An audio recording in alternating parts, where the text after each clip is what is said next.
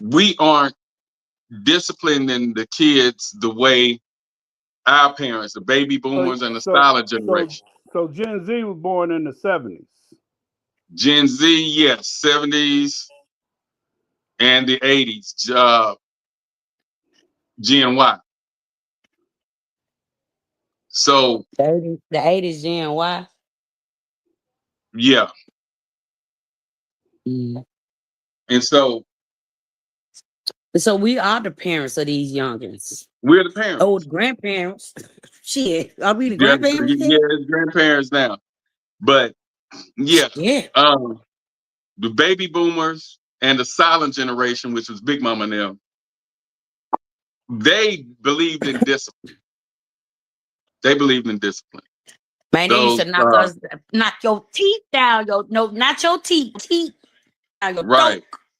And then knock you into the middle of next week, you know. But it's not just Till next week. from my perspective. It's not just one thing. There's just a multitude of things Yeah, No, it's a it's multiple. multitude. Hmm. because we're. But it I starts mean, But at we're home. we're It every starts at generation will home. have that. Just like, when our generation, we was faced with stuff that our parents weren't faced with. And for our parents' generation, they were faced with stuff that their parents weren't faced with. It's gonna be like that. But how do we where is that but we adaptation? but there was a more of a control factor because of Mm, the mentality that was taught. I See, got you. we've moved so far away from how things used to be to this new culture, Hmm. and basically society and the internet kind of and these immediate reactionary type cults. That's what grabs your kids' attention. So So how do we because adapt though, Kurt? Because it's not gonna change. well, you can only touch as many people as you can. You know, when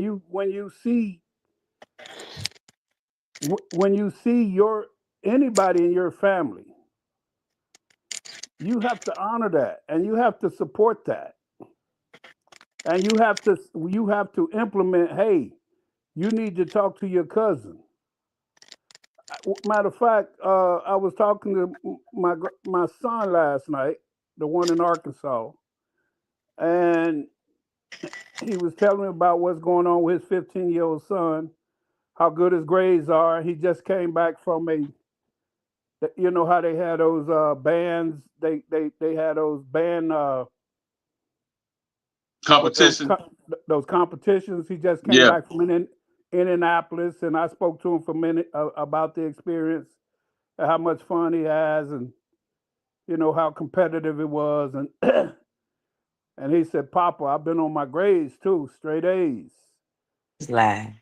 And then he was talking about his little cousin, which is my son's sister-in-law, his wife's sister, has Hmm. a boy the same age. He talking about how cool he is and all the girls he got. You know what I'm saying? So there's different households are doing different things. For Courtney to see the importance of education because education played a role in his life, he's trying to make sure that education play a role in his kids' life. And Right. because of all the time that I was not able to spend when I was raising them, he know the importance of being there, being in the moment, being present with his boys. Right now he's unemployed, and he's talking about even if he go back, he wanted to be remote, and he's willing to travel only 20% so that he can be involved in his kids' life. I Because think we whatever you we put in got these so kids, caught up in earning that paycheck that we forget to go to the programs. We don't get to go, and they just smell the roses with our kids. yes, we don't get to find out We what's going so on, busy and picking off a list. because a lot of us are what we caught up swiping ourselves, man. Yeah, that's just We got devices that track. So think about this. Just think about this for a minute.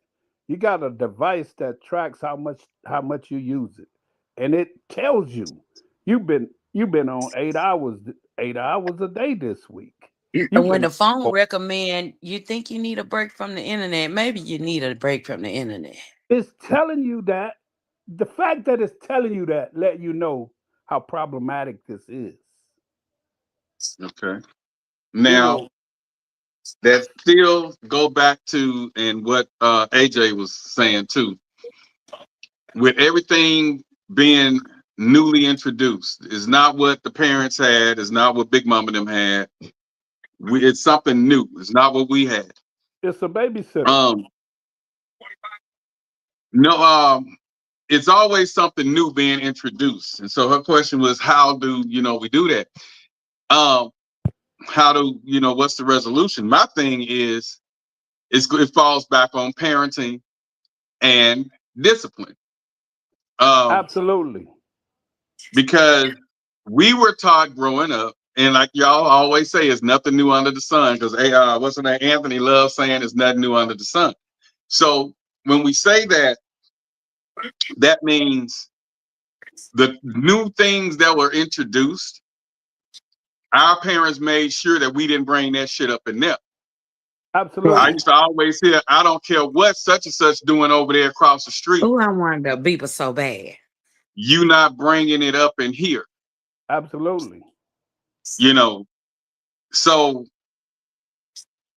that's and like monitoring the amount of time on them tablets and social media and things. That's a parent thing. Yes, Absolutely. sir. With my son with that tablet, when it's about time for him to go to bed, unask that tablet. He gets X amount of outside time. You know, he's not gonna be stuck in the house playing Fortnite and on that tablet with Discord or whatever he's doing. He's not gonna do that. And at any given time, we grab the tablet Okay. and look to see Wait a what minute. they're I'm on. sorry, y'all. What's Discord? That's a social app where the Is it kids like Snapchat? it's similar to that, but it's for the kids. They That's have a what whole Snapchat was thread. supposed to be. But it's Yeah, but it's but it's more destructive than yeah, it's much more destructive. There's a lot of right. dark It's shit, more for it's supposed to be for like adults, but the teens are on it now. a And lot of dark Mm. shit go on Discord. predators, yeah, gets to your child through the Discord. So at any given time, we grab the daughter's computer. Like I said, I'm able to log in on my laptop and see everything she's doing, and the wife can log onto her iPad and see everything the daughter's doing. Oh, I tell And you like another little Anthony say, secret. I'll tell you but that another little secret you could use too. So if you go to your Wi-Fi settings, you can see how many devices are connected. mm-hmm, You can enable or disable any one of them devices at any time. okay. They find a way around that. I know my You kids think? do. Man, they'll Not get if the Oh, neighbor's not friend not if I Wi-Fi, the parents, people next door Wi-Fi password on you, and you don't need no it.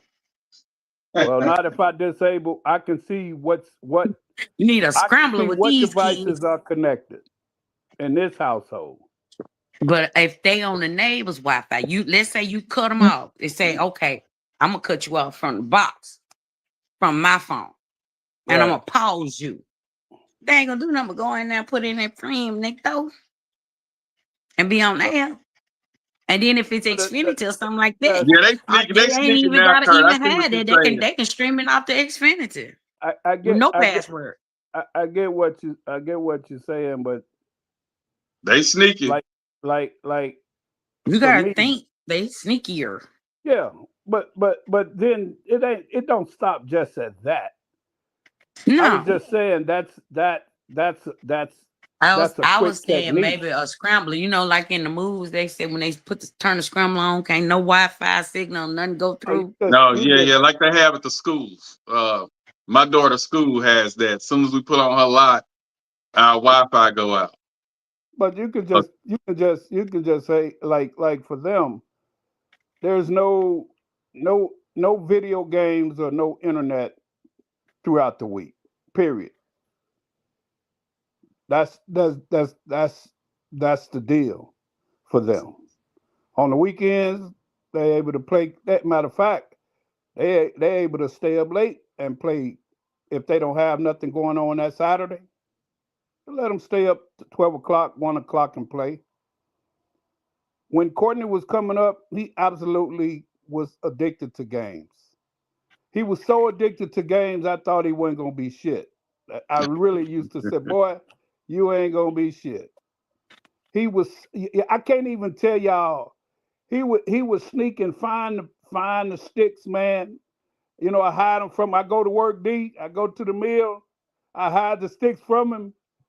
I sneak in the house because he don't know what time I'm coming, and I peep in, and I can see that all I can see is the light and him clicking, just playing.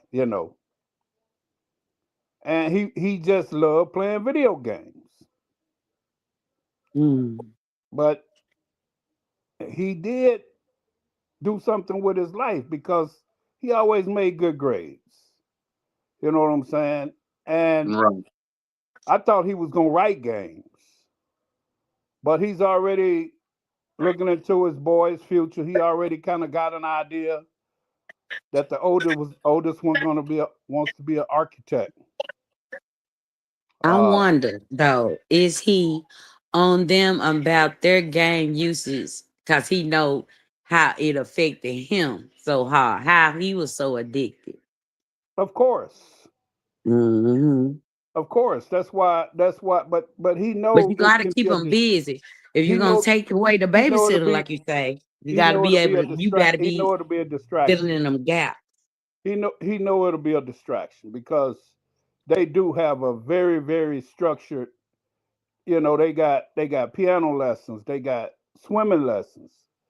The other one got drum lessons. Then they got soccer practice and they got basketball practice. So they don't, and then they have the games itself. And then now Caleb is 15. He's in the marching band and he's in the concert band. So he don't have a whole lot of time to be given 2 hours or hour to video games. Their life is Right. very, very structured. And Yeah, that's what so, my folks had me growing up. Uh, I had to come home from school. I had to do at least an hour study period, whether I had homework or not. right, Like it was, exactly. it Homework was or not. it was structured, and I hated it, but I get the benefit. Um, Absolutely.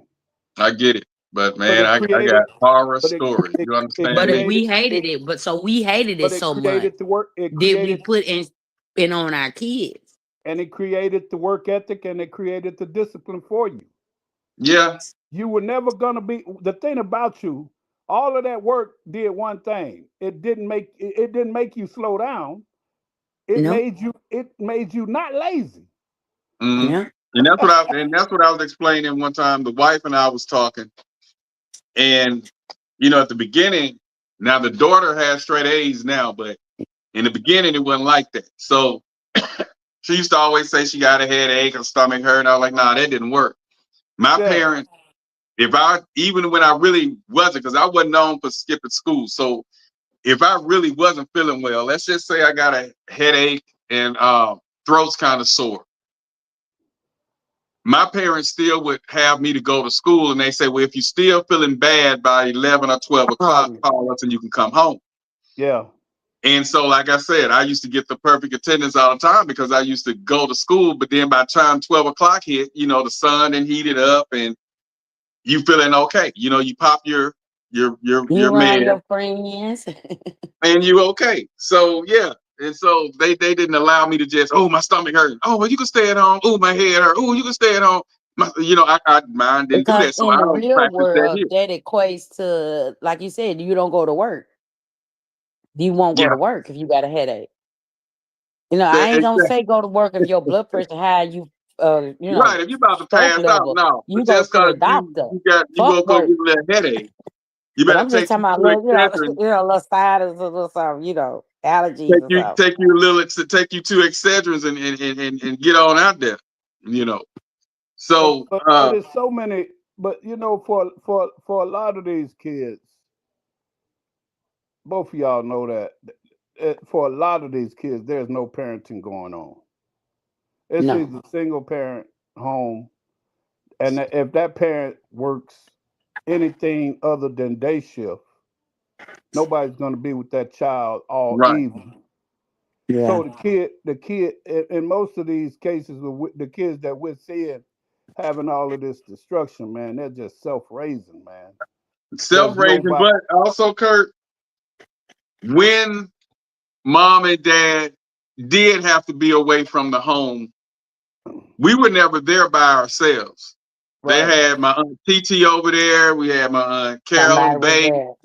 It there. was somebody that even if they got an older person that might have been maybe 8, 9 years older than us from up the road, and they paid them to watch us. You get what I'm saying? It wasn't no, we gonna leave y'all here while we going to work. No, they paid people to come by that house to make sure we didn't tear nothing down, make sure we went to bed on time, make sure they got us up to go to school.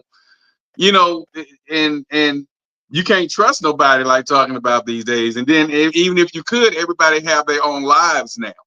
Right. And If so and Sharon so have a date, and and like I say, they used to invite their boyfriends and stuff over to the house. You know what I'm saying? And I used to be sneaking and looking. But we don't do that because everybody wants their own, and then they don't want nobody snooping through their, and all that stuff. So it's like it's just a different time, and everybody don't have time because if Sharon trying to hang out and go to the club, she not finna sacrifice or not go to the club to come over there and babysit us.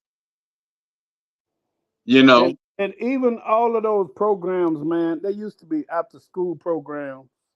yeah. There used to be so many programs that safeguarded that, like the kid matter. And now you can tell that they don't even care if the schools are safe anymore, where they won't even make sure that guns are not getting into school. It's just we live in such a weird time, man. It, it's I was it's so much watching it's so much bureaucracy, man, and so much lack of leadership and care about humanity. It's everything's so politically based.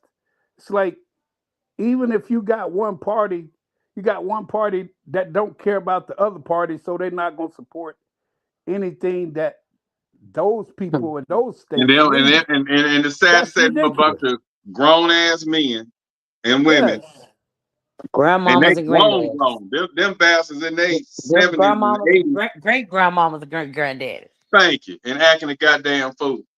Uh, yes. How we here to expect the children to get along with the goddamn grandmama, granddaddy, great grandmama, granddaddy can't get along? dude. And then, like I say, it's like they just let them get away with anything. Peep this clip, I and was then we're gonna talk about another one. Hold on. okay. What, motherfucker? That ain't shit. You remember you said you was gonna beat my ass? You remember that? Pull up, motherfucker. Pull up. That. Yeah. Got the AR. Pussy, boy. Pussy. That fucking little Ralph ain't shit, nigga. You dead before you step 1 foot on this yard on my mom.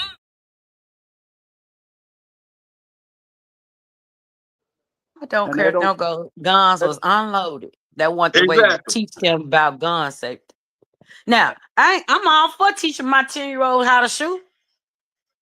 You need to, but for him to You have understand? But access not to be but he ain't playing, gonna you better not be careless with my gun like that. And you he ain't ain't gonna be gonna have doing access that. to that gun unless I'm He ain't gonna around. be right. You ain't gonna be doing all that. That's too much.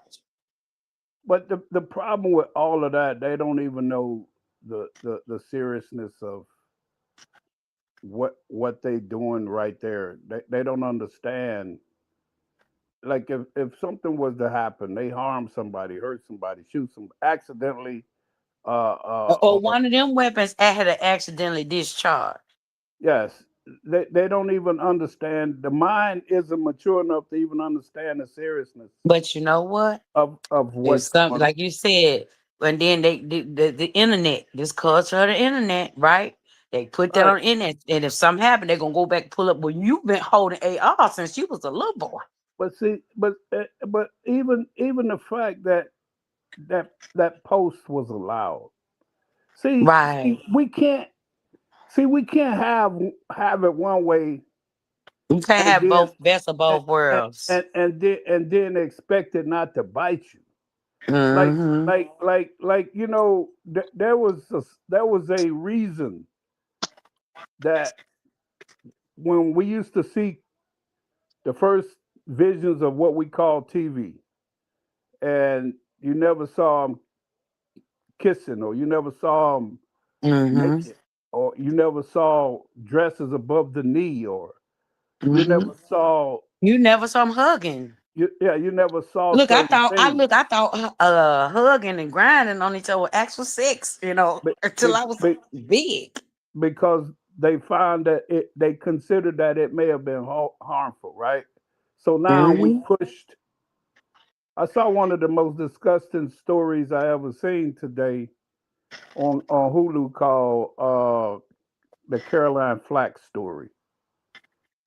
Now she was really popular. She became popular, and she became extremely. She was doing a lot of shows like something like The Bachelor. Or she would do all these different shows, and she just always was. She got very popular, and she had a boyfriend, right? Finally, she found the boy. She was rich. She was famous. She lived in London. The boyfriend was only 20 something. She was 40, right? And they were this super couple, right? They were the tabloids. Just everybody was just in their business, man. And she messed around, and they had been drinking. They came home late, and she saw his phone sitting there, and she saw it had texts from another woman, and she woke him up, like waving the phone. Who is this? And the phone hit him in the head, right? So he woke up, he called the police, and it became a battery, domestic violence, right? And when they got through prosecuting this woman, it wasn't even a case, man. It wasn't even a case that should have went to court. But when they got through prosecuting this woman, man, when they got through dragging that poor woman through the mud like that, man, saying that she was already kind of she kind of would have these mental lapses, Hmm. and she had mental health issues. And when she realized that he had called the police, she took something and cut her own wrist. So there was blood all over their Now, apartment. now, I seen the preview of that today, actually, and You a need to piece of watch it, it. and I cut it off. But Watch then, it. like I say, Kurt go in such detail. Now I'm gonna know what happened. But I Well, shouldn't stop you early. you ain't gonna know what happened till you watch it. All right, so we go pause. Okay, I don't know. But I so like when people tell me everything. what I'm saying is the reason I brought that up because Hmm. social media have such an influence on people, man. Even Like when that something's lady. not real, people will jump on board with it and treat it like it's real when it ain't even real. right, And that same thing is the same thing that has the impact on your kid.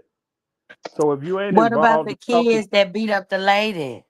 yeah, The that's what. the And you know what, elementary. y'all? That's what I was tripping on because I was like, we did this topic. I put the topic up the other day, and then yesterday this went viral, and I was like, that hit on the head. Uh, let's see. Here it is, right here. I have it. You seen it, Kurt? no, I haven't seen it yet. Okay, hold on. I think this it right here. Hold on. Smash that bitch on my brother. Hey, fool, let my homie go. Let my motherfucking homie go. Let my motherfucking homie. Yeah, yeah. A pregnant mother and her 9-year-old son were surrounded and attacked by a group of kids on the street.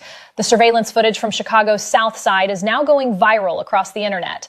At the time, the mother was simply picking her son up from school and walking home. But at an intersection, a crowd of kids suddenly surrounded them. The situation spiraled out of control instantly.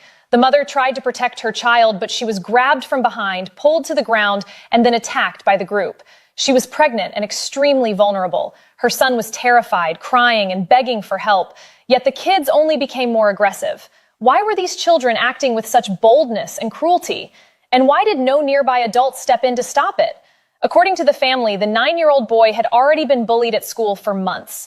The mother called the police multiple times, reported the issue to the school again and again, yet all her pleas were dismissed or ignored. But the question remains, why does it take a video going viral before anyone takes action? What do you think about this? We need to decide how we going to let CPS policies continue to fail our children. To every little kid who has a parent who allowed this to happen, I'm not saying that the parents need to go to jail. I'm not. What I'm saying is, they need to be held accountable.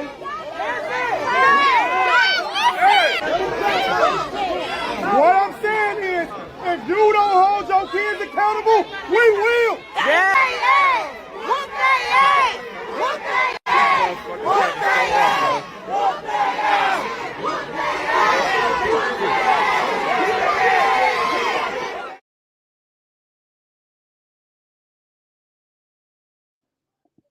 Black. Yes, sir. Send that to me, Reed, right now, please. That's so Man, I swear before Yeah, that a lady had lot of sickle cell. That's so The crazy. lady had sickle cell. And she, if you know anything about sickle cell, you know she done had it all her life. She been in pain all her life. And so she's sick. And she ain't had no strength in it, but I swear I would have chokehold me, grabbed me one by the hair. I would have chokehold, I would have got me one. I would have got me one. But Corey Holcomb said we in a point in age and day and time where the kids can get it. The kids can get it. We used to protect the kids. We used to, like he said, you could be with your mama and everybody. Go I ain't back gonna mess out, with Robin, you. and I come see back you with in. your mama.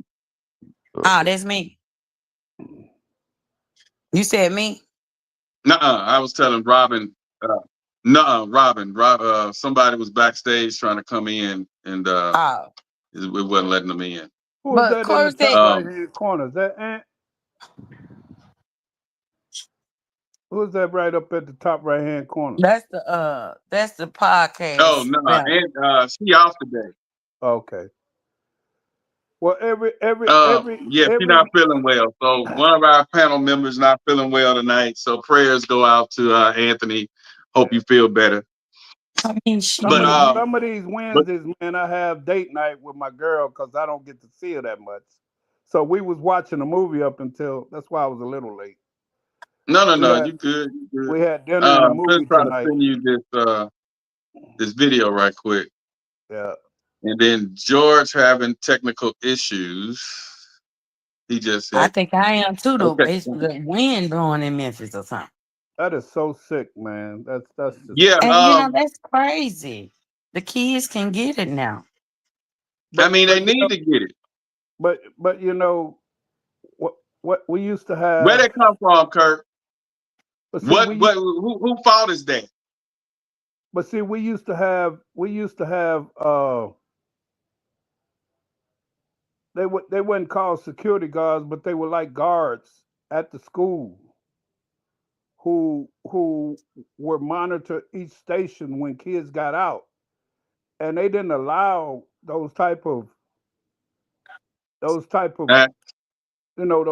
gangs. Following that lady and her kids, they walking home. We had people who, see, you only had 4 doors that you could go out of. And those guards, we'd have about 8 people on post. And those people come in now, Robin. Go ahead. Those people would make sure there was nothing going on coming outside the school. They had to get far away far away from the school ground if something happened. And I think they were in Chicago, so why wouldn't Chicago have that?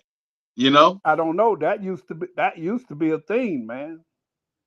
You know, the schools here that my kids go to, especially the high school, they have officers there 24/7. Right. And they have detectors for when they walk in. Like Monday, it was a sign up saying all the students had to take their laptops out, before they enter the building. So they're on it, But for those kids acting like that, we can say social media. I'm gonna have Did to you blame see? the parents. Did you see them? The ones that What came what on social media with their parents. we Yeah, can yeah, blame the trying to parents too, apologize but and looking. you mean to tell me what not one strong, confident male model that was in that area, not one man could Not even one of the kids said, stand "Hey, up we ain't and gonna hit this man, stand mama up in and front." say, "Hey, Be y'all not gonna do this."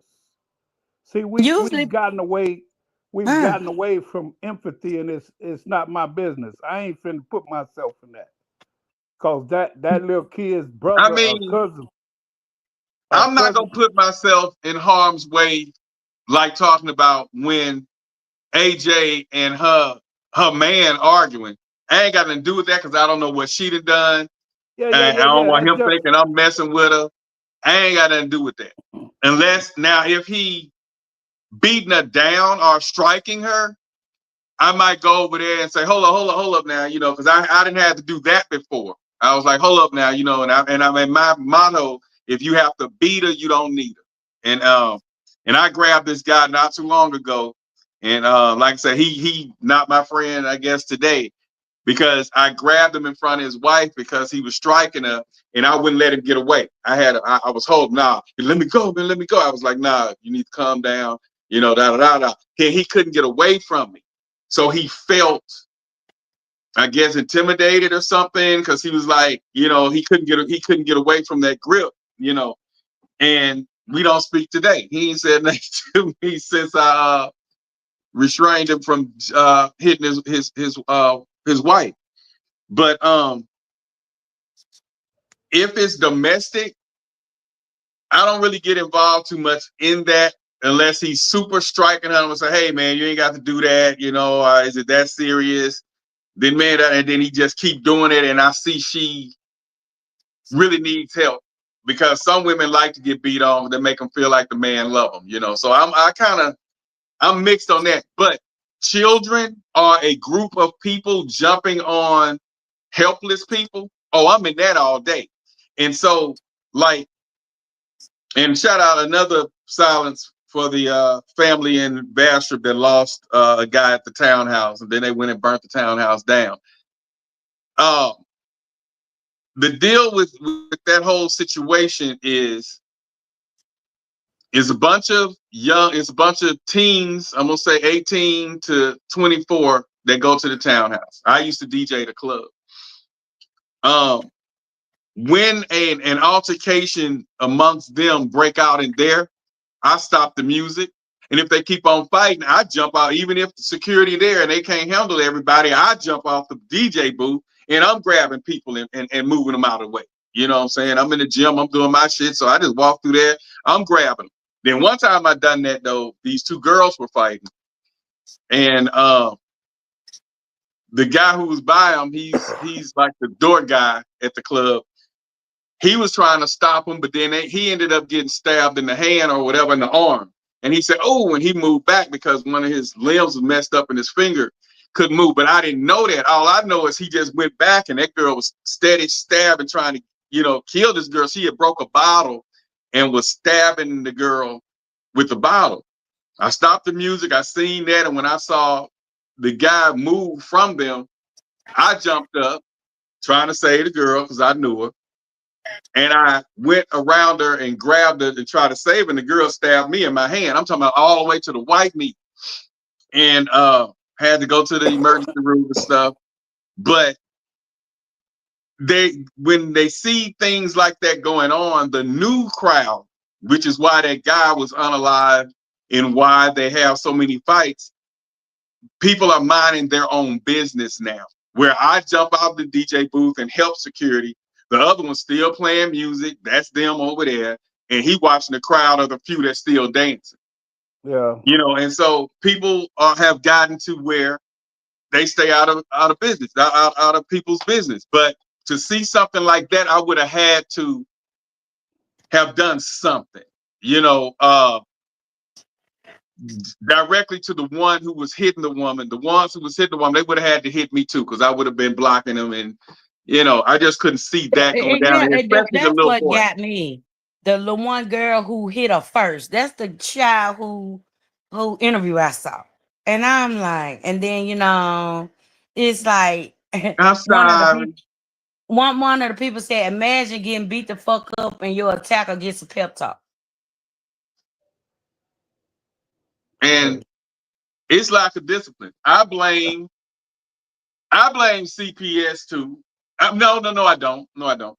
I blame the parents who afraid to discipline them kids because of CPS. My thing is this: what my mom used to say, you can call them motherfuckers if you want to. That was my You mama. know, move in with them. Leave this house. You call them motherfuckers, you're gonna leave with them. Yeah.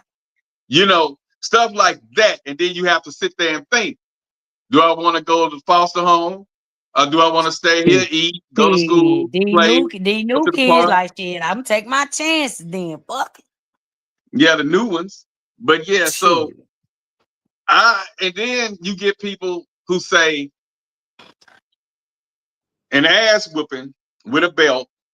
Oh, that was slavery. That's act of slavery is how they beat the slaves, and they carried it on to our people of color, adapted that from the slaves, and that it traumatized them when they became adults. Okay. I Okay, I so didn't get listen. traumatized from ass whoopings because I knew what I was doing wrong.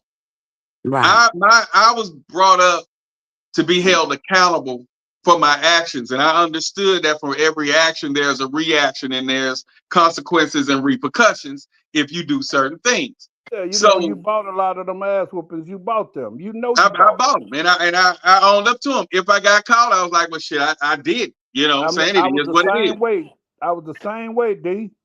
I Thank you, used to because get my I ass sit there and I think if I leave here and I go across town when they told me not to go across town, if I leave here or if I stay over here at this girl's house and they told me to be home before dark, but I'm trying to play like I'm all this and that, and I'd have met the family, so I want to stay over there at 9 o'clock, knowing I'm supposed to be at home at 7. When I stepped in that door, right when I'm on my street going home, I knew when I got to that door, man, you might as well get ready. You finna get that ass towed up. D. 90% of the ass whoopings you and I got was something we was already pre-warned about. Yeah. When did y'all stop getting whooped? Shit, I probably got my last whooping when 15, I was about 17. 16, 17, 16. About I'm gonna say 17. 16. And Because at about 17, I started. Hey, them ass whoopings. They got I was ready to fight though. hey. Yeah. My last one, my mama hit me over the shoulder with a mop handle. And I ain't talking about the mop handles they got now. You talking about the You back in talking the about that day, big mom. wood? Damn. I'm talking about that shit look like that pine wood, boy. Woo, man, that knot stayed on my shoulder for months, man. But Kurt, you was a big boy, so she had to Yeah. do that. It got cussed out while I was getting my ass whooped. You son Man, of a the last bitch. one I got, and I ran away. The last one I got, and I went to Austin's house. But the last one I got, I was we don't supposed to eat in our rooms, and so what had happened was they went grocery shopping, and when they went grocery shopping, I figured they was gonna be gone. It was a Friday, because on Fridays, no, I think it was a Thursday, because that's something about the meal checks or something on a Thursday, I think. So they went grocery shopping. They ordered us pizza. We always would get pizza on them days, Johnny's Pizza. And I don't know what happened. I guess I had a long day at school or something, but I didn't want to sit in the kitchen and eat. They gone. So man, I got the pizza, and my parents didn't want. We couldn't sit on the bed. Yeah. We had desks and chairs in our room. If you get in the bed, they wanted you to take a shower and get in the bed. You know, you couldn't sit on your bed. That was a no-no. You make the bed before you go to school. When you get home, the only time you touch that bed again is that you get in it to lay down. And when you lay down, you took your bath. So I still wanted to go places and hang out. But this particular day, it was around 6 o'clock. The pizza guy came, dropped the pizza off or whatever. And man, I took the pizza in the room, and I don't know, man. I was drinking my soda in the room. Wasn't supposed to eat or nothing in the room. And then I laid down on the goddamn bed and dozed off. And so I'm on this the last ass whooping I got. And I was laying in the bed. Man, I don't know how I went to sleep, but I was sleeping good. With the pizza box still on my desk, soda in there. And I think I had my shoes on too. I didn't even take my damn shoes You off. getting that ass whooped, didn't even know. You woke up, didn't even know Dude, what was happening. he had a fan belt from the car, the black fan belt. And man, when he started striking me with that thing, and you know, you wake up, your heart thumping, your eyes big as saucers, and you couldn't do nothing. And he was a big man, and you couldn't do nothing. And so I was so shocked because I hadn't had a whipping since probably 13, and here it was 17. I probably was 12 or something. My last one. He just came in there with that damn fan belt from the car. Dude, I ran away from home, and I went and stayed with Austin for a week or two. So I was staying with him and his grandma with his grandma. I was wearing his shoes because I just left the house because I was like, man, I'm like I'm surprised 16. they didn't come get you over there, cause my brother went away. My brother tried that shit, and then they called the police. And she told the police, she said, I'm gonna beat his ass as soon as I see him. And if y'all get in the way, I'm gonna fuck y'all up. That's what she told the police. She said, yes, I'm But gonna whoop his ass. they waited till I came home, and I think Boys in the Hood had just came out. And when I showed up at the house, I guess because I was eating his I think they ended up talking to my folks, his folks, because I was there, and it was like, what we gonna do with him? Because you know I'm an extra mouth to feed now, and I think they ended up talking somehow, and they brought me back home. They took me home that Friday. Boys in the Hood had just came out. And when I made it there, all of them, the family was dressed up, getting in the car, ready to go see Boys in the Hood. And so, needless to say, it was a quiet ride to the movies and things. But I eventually calmed down and got back to my senses. But yeah, I just feel like I didn't get traumatized. And I hear a lot of people on here when they talk about, you know, they adapting this, don't whip your kids and all that. It's a way to whip your kids. We're not saying beat them or hit them across the back the way You Kurt know, got be laid whooping out. them But Kurt was a big for man. every little thing. Now they want to whoop them for every little thing now. Well, and the kids ain't, I mean, the parents not whipping them for every little thing. The parents ain't doing shit. I'm talking That's about why these them little kids, bitty babies. You see them with them little bitty babies, they whooping them under 5-year-old ass. well, terrible too, you know. But Well, it's a way. what happened? There was some severe abuse cases that got publicized, because once you start publicizing stuff and it becomes in the news, and there was some kids that had, It they is some came out, kids are really getting abused. yeah, they came out with the shaking brains, the Oh, yeah. I remember that. shaking kid syndrome, where you shake the kid. And so, because kids were dying, man, hospitals start having to report this abuse. It was no longer being hot. You take the kid to the doctor because the kid's so beat up. So that's where a lot of the involvement started. The government got involved because kids were actually dying. Some people, they get drunk, they get angry with the kid, and they just take it out on the kid because their life is going through shit. And A lot so of it's them like, don't even be drunk, Kirk. They have mental health issues that they not attending to. yeah, And so well, it all of those things, and so that's the point I'm making. It becomes okay. We got to set a different standard Mm-hmm. since we can't control uh, which the parents technology. gonna do the right, which parents gonna do the right thing. We just stop Mm, everybody from beating their kids, and I see what you're saying. that's why that got implemented. Because, but they don't. It's funny they don't do that same thing when it comes to alcohol or guns, right? Because that same thing you asking people, everybody to be responsible, right? Well, you set these guidelines, but people are not gonna. People are always gonna be. There's always gonna be a human factor. There's always gonna be somebody that abused the system. I don't care how much of safety nets you put in the shit. People gonna always push the limit. They say you can have 2 drinks. Somebody gonna drink 4. You know what I'm saying? It's just by nature, man is so self-destructive. A lot of these communities, a lot of these areas, man, we know damn well we don't want our kids growing there. We don't want no parts of that shit. We feel like it should be policed, but who the police don't even want to police those areas. You know what I'm saying? Because now they gotta behave in a manner that they think they dealing with animals. They're not gonna look at those people in the proper perspective, right? So they're gonna say them just animals anyway. So they're gonna treat them like animals. So he even risked his life and his job by policing them. Who gonna say, hey, 55th and King Drive? Oh, I'll take that area, even Right. though that's what he signed up for. You get what I'm saying? Right. He gonna sit on the outskirts of that area all day. Soon as he sees something pop off, he gonna be the last one to get there.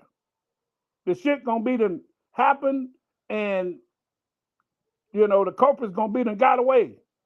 You know what I'm saying? Because I can remember a time in Chicago, man, where I didn't walk home from school and didn't see a police within that 6 block radius. You understand what I'm saying?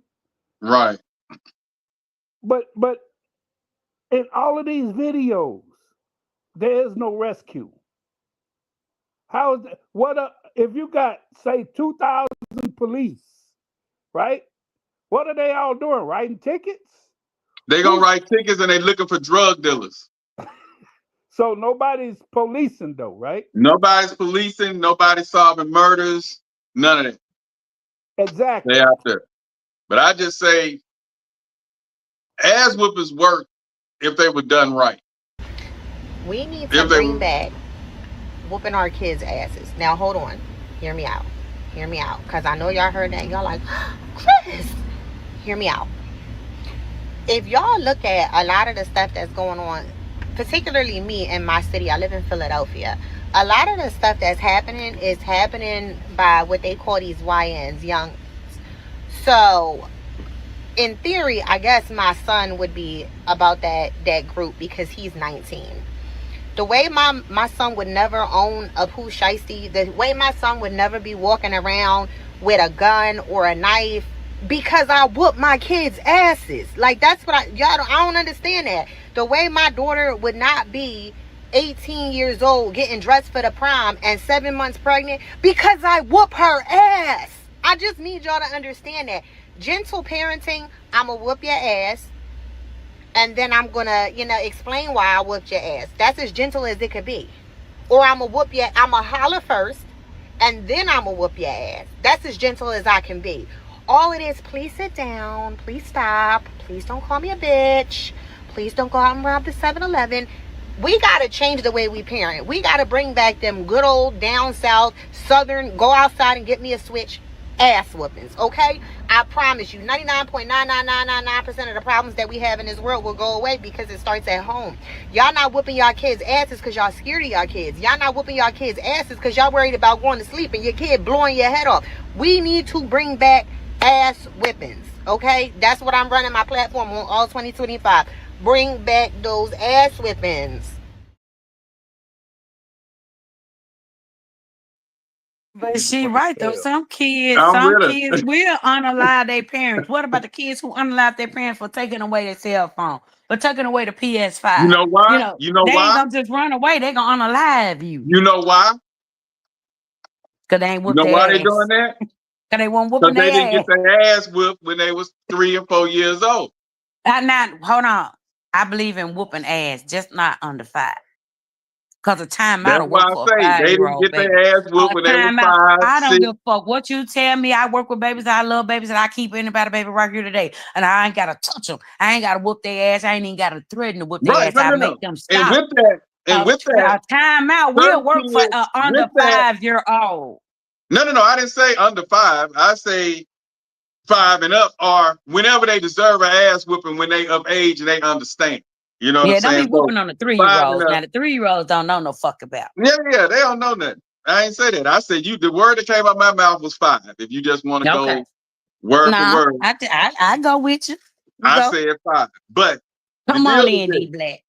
you have to discipline those kids. And when I say discipline, it ain't necessarily putting no belt in their ass, because all No, kids don't react. Don't don't need to be respond. belt Don't react. respond to that. Right. And so My mom used to could talk to me and put the shame and fear of God in me, and I'd be so hurt and crying, and right. oh my God. And Well, so this is where my and grandbaby ass get it whooping from. should always be the first result. Around here, we talk to you. We tell you about, hey, we need you to keep your room clean. We need you to turn the TV off. We need you to go to bed at a certain time. We want you to wash the dishes at a certain time. So we talk. Second time, she not doing it, don't do the dishes, or not doing what was said. We talk again. Third time, we take things. But the daughter is so nonchalant. She has my mentality. Girls I just tough. don't give a fuck. Give a As fuck. long as I'm able to eat, you ain't putting your hands on me. I'm able to Look, eat, right. sleep. I'm good, baby. Fuck I'm you and good. your You can take rules. everything from me. I can do this here all day. I don't need none of that. I don't need no I TV, no don't need iPad, nothing. no iPhone, no You're walking, AirPod, look, no nothing. nothing. You're walking the room and Nothing. what you doing today? Nothing. What about you? I don't care. Hey, that shit Right. piss you off, don't it, D? Hey, Nah, that'll but rough as now toughest, girl. that's when the ass whoopings come in. Okay. And then when they of age, because she's 15, gonna be They'll 16 square up with in a you when they couple of get weeks. that age. They Now it's want y'all time to square up with you. that's what it's turned to, that, because the mama like, you think I'm playing, you think Let you me this take and my that. motherfucking So earrings off. Yeah. yeah, Let me show you what because an ad whooping you look see like. mama clipping them nails off. I'm like, uh-oh, what she done? Mhm. So Let me go get my all white together. I'm gonna go to now jail.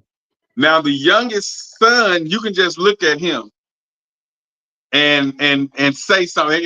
And I done got to where I used to yell at him and curse him out. I don't even do that no more. And I found myself saying about 5-6 years ago, I used to always say, I really think I like who I'm becoming, because I handle things totally different now. And when they do something and I hear them and the mama fussing, then they want to run in there to me and try to get a side. I'd be so calm with it. I'm just like the Godfather. I just sit here and I say, well, what did you do? Then But you you know shouldn't have what done that. though? You do You that know what again, though, Black? you're gonna whoop your ass. You know what You do that happened again, too? and she come to me again and say you done it again, I'm gonna whoop your ass. And I just But be you so know, calm, and then they but go you on. But if I'm yelling, because the oldest son, the other son, if you yell at him, he freaks out. So I had to explain to the As the household. Bible say, a gentle tongue turns away wrath. I say, if you could tell him to go to hell and kiss your ass and say it so calm, and he'll just listen to you. But if you say, go to hell and kiss me, it's a big problem. But you can say the same thing, but it's how you say it. So it's ways to discipline, but every now and then you're gonna get that child that deserves that ass whooping. If they Right. do something over the edge, like they don't supposed to be in the kitchen cooking, Deliberately disrespect you, deliberately deliberately disobey disrespectful. We your say disobey you. don't cook in the house. We go up the road to get something at the house. We come back and they up in here frying steak. Oh No. God, you say don't have no people And you come over back here. home and you see people jumping out the house, running up the road. No. That's ass whooping time. That's like wherever the fuck we going, we finna pause that and let me go up in here Right, I ain't and even going regulate. no more. I'm gonna still go because they ain't finna kill my fun. But Yeah, that's I'm because finna go up in here that's and the regulate. child. But we got cameras everywhere, so we don't But see, have I that thought I could problem. leave them once they got 15 and 16 and stuff like that age. You would think, no, you can't leave them at home at that age either. Yeah, I'm You getting them. cannot. You Yeah, cannot leave them at home alone at that age either, Lord Jesus. yeah, we got Oh, and it's all about teaching the kid to respect respect. not only himself but respect his parents. You know, and once they start caring about, see, once they lose respect for you, that's what's happening to a lot of these people. The Mm-hmm. parent don't have no respect for them, man. None at all. So they look at their parents just like they everybody else. There was a case that just went by, just on last week, where the sentencing phase of the kid, this guy adopted the kid, man. Gave the kid a chance, wanted to see the kid have a chance at life, man, and he murdered both of them. You know what? And then the wife always hollering about, she see all these people hollering about some doggone Like, adopting. Ain't nothing yeah. coming Yeah, in this house that ain't come from my seed. because you don't know Nothing. what behavioral problems the kid Exactly. We are is not doing no exposed to. damn adopting. I feel sorry for you. Make sure you go to the food drive. I may give you a coat. But mm-mm. Yeah, Look at that. They it's can't come to the house. we just We ain't live in adopt. We ain't gonna adopt nothing. we just live in some sad times, man, and all we could do See, is my bleeding heart got me into a situation sort of like that, thinking that I could bring along a child up alongside my children, but that child was just a cancer. Simple and plain. created a lot of problems in your household, Yes, it did. huh? Yeah, you can't be And it nice no more. hurts somebody that you done loved on as and you treated them as your child. When we went out to eat, you went out to eat. You Mm-hmm. know, when we went to church, we went to church. Ain't nothing I never did for it.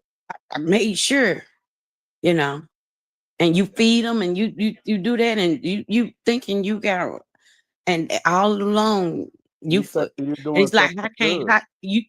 how can you forsake your own children trying to help somebody else? And my bleeding heart has got me in that predicament on more than one occasion. Put it like that. With both of my children, all three of them. You Yeah. understand? And That's you why could have The lost your boy, the I boys don't do and the company. girl. I you don't could do have company. lost your kids behind that. And meaning Yeah. what I mean by lost them, they could have like, mama, I ain't dealing with you no more. You be bringing these crazy ass kids up in here, Hmm. you know. Yeah, So Yeah. they know, man. I don't I yeah. don't I don't do people. But like I say, many of us, like I said, the Gen Y, Gen X, a lot of us now because of the CPS laws and not wanting to do to the child what mom and daddy did to us, now all of a sudden we traumatized. You know what I'm saying? Now Kirk got hit across his back with that big thick janitor uh fucking mop My handle. You know, he ain't traumatized because he know what the hell he did and he remember that ass whooping because he know what he did that day and it put an impact in his head to know not to do what he did again. Same thing with me and that the eating. I don't even eat in my room. I don't even eat in the room today. Even the wife be like, "We gonna eat upstairs." I'm like, "No, I'm gonna eat down here." Now we used to couldn't sit in the living room. Now we'll get a dinner tray and I eat in the living room and watch television. But she'll tell you today, I don't eat in the bedroom. That she do it all damn day. That's just not something I do. And then I have a chair in my room, a big chair one of them extra large chairs. I would sit in that I used to, but I don't even do that no more. I eat downstairs and in my office in here. But I don't eat in the bed. I don't eat in the bedroom. And it's not because I'm traumatized. You know, I just know that what I did was wrong. So the ones who saying they traumatized, I think they're looking for a reason. I don't know. Everybody's different. Some kids are weaker than others. So where you were traumatized, I understood I fucked up and I got my ass whooped behind it. That's the difference. And they always explained to me why I was getting ass whooping before I got it. Right. It wasn't one of those, this gonna hurt me more than hurt you type deals, but it And was like, sometimes after you got the explanation all over again. I yeah, had to whip your ass because I love you. and when you did something so crazy, they want to tell everybody. So when the aunt called and when Big Mama called, let me tell you what he did. Then you sitting Oh, there then walking through the sometimes you living got room. another ass whooping. Yeah. So no, he didn't. You know, so it's like I understood. So no, I didn't get traumatized from ass whoopings. And so when mine do something out of the ordinary, I get them. Like the son, he just now learning. Like I said last week, he done learned how to lie.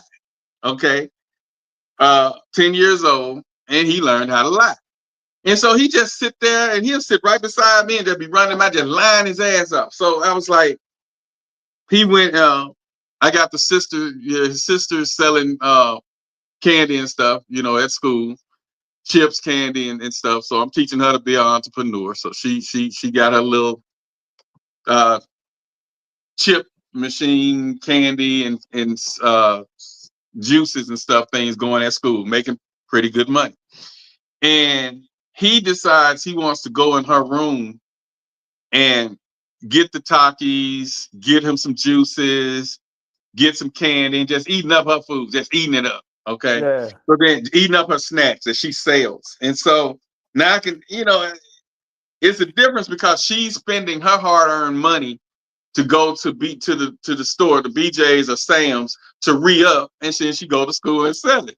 He going in there just getting chips out the chips and juice out the juice. So she was like, I had 8 Takis and now it's only 3 in there, or I had 4 juices and now it's 1 left. And so I was like, so what he's doing, he wait till everybody go to sleep. But like I told y'all, we don't have a lock on her door and we have cameras. So he know her door don't lock.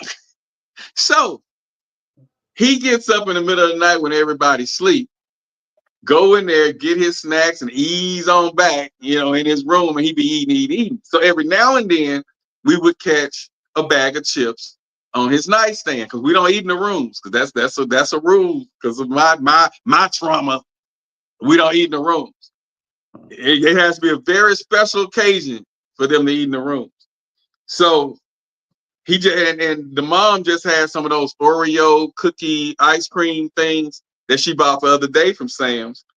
I saw that on his desk Monday, and they know we don't touch her stuff because a woman, when y'all stuff is y'all stuff is y'all stuff. You know what I'm saying? Men will say, "Hey, you got such and such." Next time, ask me for it. Mama be ready with bags, okay, and take things. And so I looked under his bed Sacrifice enough. when she came in there complaining about her snacks being missing. Looked under his bed and there go the snacks. There go, you know, he didn't hit them. So when he came in the room, I called him in. I say, she missing candy. She missing some juices. Oh, I ain't touched them. I didn't do nothing. I didn't do Lying it. tonight. Lying Hit it tonight. right there. But I didn't do it. Trying to get the little sad face. I said, look, dude. No. I say, look, dude, you know how I The handle it. manipulation starts I say, early, don't it? yeah. I say, you know, that little sad ass look shit do not work on me. I say, go look under your bed. Huh? I said, go look under your bed. I say, huh? He say, sucker. We try to teach him, yes, ma'am, yes, sir. Now, go look under your bed. That's So he another knew. thing that we didn't do. We did not make them say yes, ma'am, Yeah. no, ma'am. Well, we Yes, on this. sir, no, sir.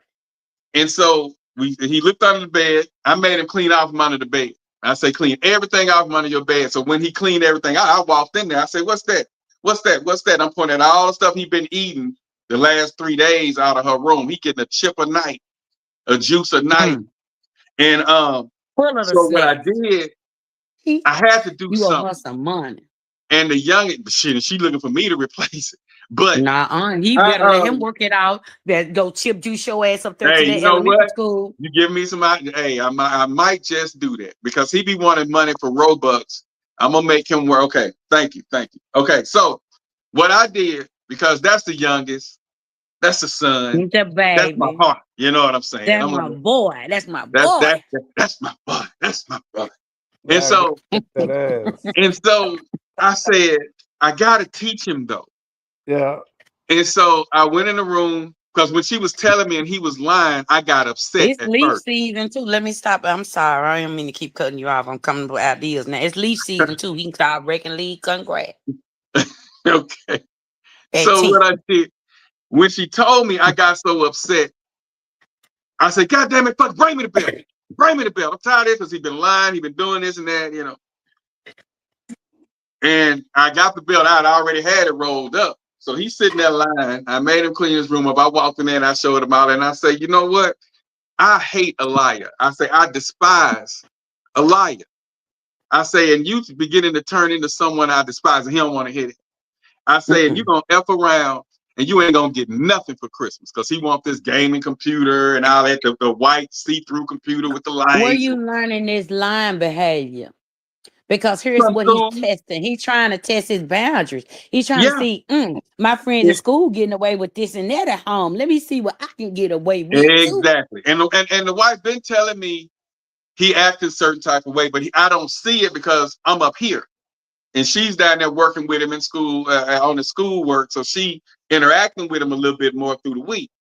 And so I had the belt and I was like, you've been lying and now you eating her stuff, you lied. I said, I gotta get him. And so I said, you act like you don't remember or know what an ass whooping is. I said, I tell you what. I said, hold your hand out. He said, sir. I said, hold your hand out. So he held his hand out and I went whop real hard. I mean, I'm purpose. Whop. And he was, grabbing his hand and trying to hold it in. I said, now let me see your other hand. I said, I'm just going to show you what it feels like. So by this time, it's hell to get that second hand. I said, come on now, I ain't got time. I ain't got all day to play with you. Hold your hand out. He held that hand out finally. I said, because if you don't hold the hand out, I'm going to end up hitting your side or something. I said, just hold your hand out. So he held his hand out, whop, and this time it was harder than the first lick. Man, that joke, and the daughter started laughing at him. And he really felt bad. Next thing I know, I leave out the room. I go back in there. He was asleep. That ass, them two licks put his ass to sleep. Yeah. So now he know. And guess what? He ended up putting the chips back in her room. And then I keep candy in here when I'm just in the office doing stuff. I have little snacks, in here that I Is that snack the on. hard or the soft sweet tarts? These the soft ones. Well, you I my like the hard friend ones then. too. And I don't like them. yeah, man, the They hard ones are, are what I they used to do are. with too. But I But keep I ain't gonna plenty. buy no big bag of them. I keep plenty of snacks in here, but this is the one he stole. Oh, he stole your snacks now. Yeah, He gonna he get went and your ass. got You me. will. Oh And yeah, like when I'm you in done here working spy. and it's late at night, I give me a handful of these, and just chew them and keep working. Yeah, Uh, them done spy. next That's thing them you know, nerdy exactly. busters. Next thing you Yeah. know, that was Saturday when I popped him, and he went to bed early on a Saturday. So Sunday when I came in here, my candy was back. Her snacks was back in her room. so now I have, this is the first week of a good son. He ain't lied this week. He actually All been of me back on had in track. his book, all of me had in his book bag and in the closet. He done put all that He shit put back. all our stuff back because I was Yeah, like, because he my had candy. a stash of his own.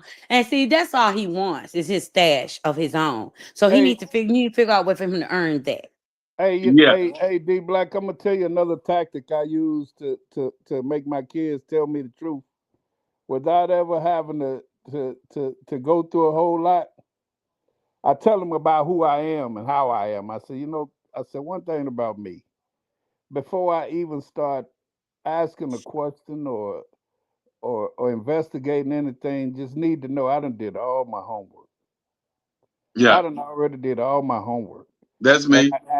I said, I already know the answers, but I just want Because to see what that's how answer my you. parents did me. I They just want already to knew see the what answer answer. before they asked me. I just want to see what answer you gonna give me. Hmm. I said, but just know, I done did my homework, and I can't stand a fucking liar. And see, once I start right there, soon They as I tell you say now, everything. hey, they spilling they, cause they know. They know. Even if I don't know, they don't know I don't know. So I just, you got to be real good, man. You can't let a kid outthink you, man. You Uh-uh. just can't. You got to be sharp, man. And you gotta get out of I the love you real, too, cousin. That's my huh? little cousin. See, this is my little cousin right here. I don't mean to cut you off, but that young man right there. When Yeah. I say he been preaching since he was a young man, he been preaching Mm. since he was a young man, and it's like he's the oldest, and he's trying to make an example. Cause like I said, like the lady said, I got a family full of boys. I'm the dad side of the family. My Hmm. uncles had boys. And Mm-hmm. so I ain't got but nephews. So yeah, I got some YN. Well, we ain't raised no YNs over here. But you Right. know, hey, shit happens. You could try your best. That's what I say. You could do your best with your child. Uh, Raise him up in the way that you think he should go. And Yeah, try when to they grown, instill they gonna do what everything that you, and when they grown, they're gonna do what they want to they gonna do. do what they want. You know And so what I'm that's why I saying? But say, I wanna give y'all this one more thing that's very important, man, and it's equally as important. You got to give them proper praise, man. You got Yes. oh You yeah, got can't always you hop got on to them give for all the you got to bad give. shit. Hey, oh we yeah, we they get plenty of rewards and praise yeah. around here. Sometimes I think too much because the wife always giving them praises with my money that I don't know about. No, Well, you that ain't got to, what I'm because talking about. if they don't get enough positive strokes, man, they just won't. They just Yeah, The they're the not girl motivated. being You're not told, motivated to the do right. girl being told she's beautiful, it so kill it. that she don't Step fall in for and say, every local joker that tell her, "Ooh, you all I cute." do is wrong. All I You ever do know. is shit. Yeah. You know. So Yeah. you So got yeah, to give we practice positive. that. That's very important around here. You got to, and, Let and them and know. it's like, man, Let them know they kings. Let them know they gonna be leaders, man. You have to let them know that they represent feel your family, that shit in them. You know. and Yeah, this ain't because how we they not roll. and the girls that's on here twerking and the guys that's on here with the FU fingers and showing the guns, they don't have no family and respect. But hold up. Hey, do we need to bring the belt back into our parenting? Like, do we need to start whooping our kids again? Because the common thing I'm seeing with the generation coming up is that they lack respect. Like, they don't respect nobody. What happened to respecting your elders, respecting women, respecting children? You know, these kids nowadays, they don't care.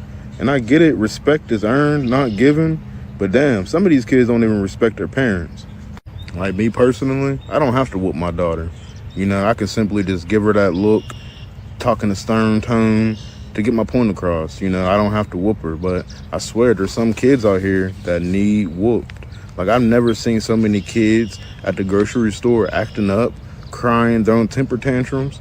Like, do you remember when we were young and we did that shit? Our mom would take us to the bathroom and wear our ass out and tell us when we go back out there, we better not be acting a fool. You know, these kids, they live like they have no consequences.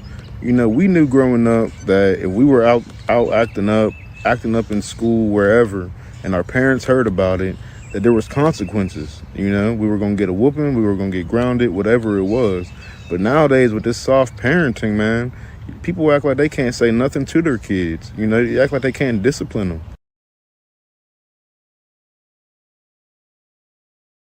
Nothing to look forward to, man. See, kids don't even value living these days, man. They're not kids, young kids, not even afraid to die, man. Like literally, not afraid to die.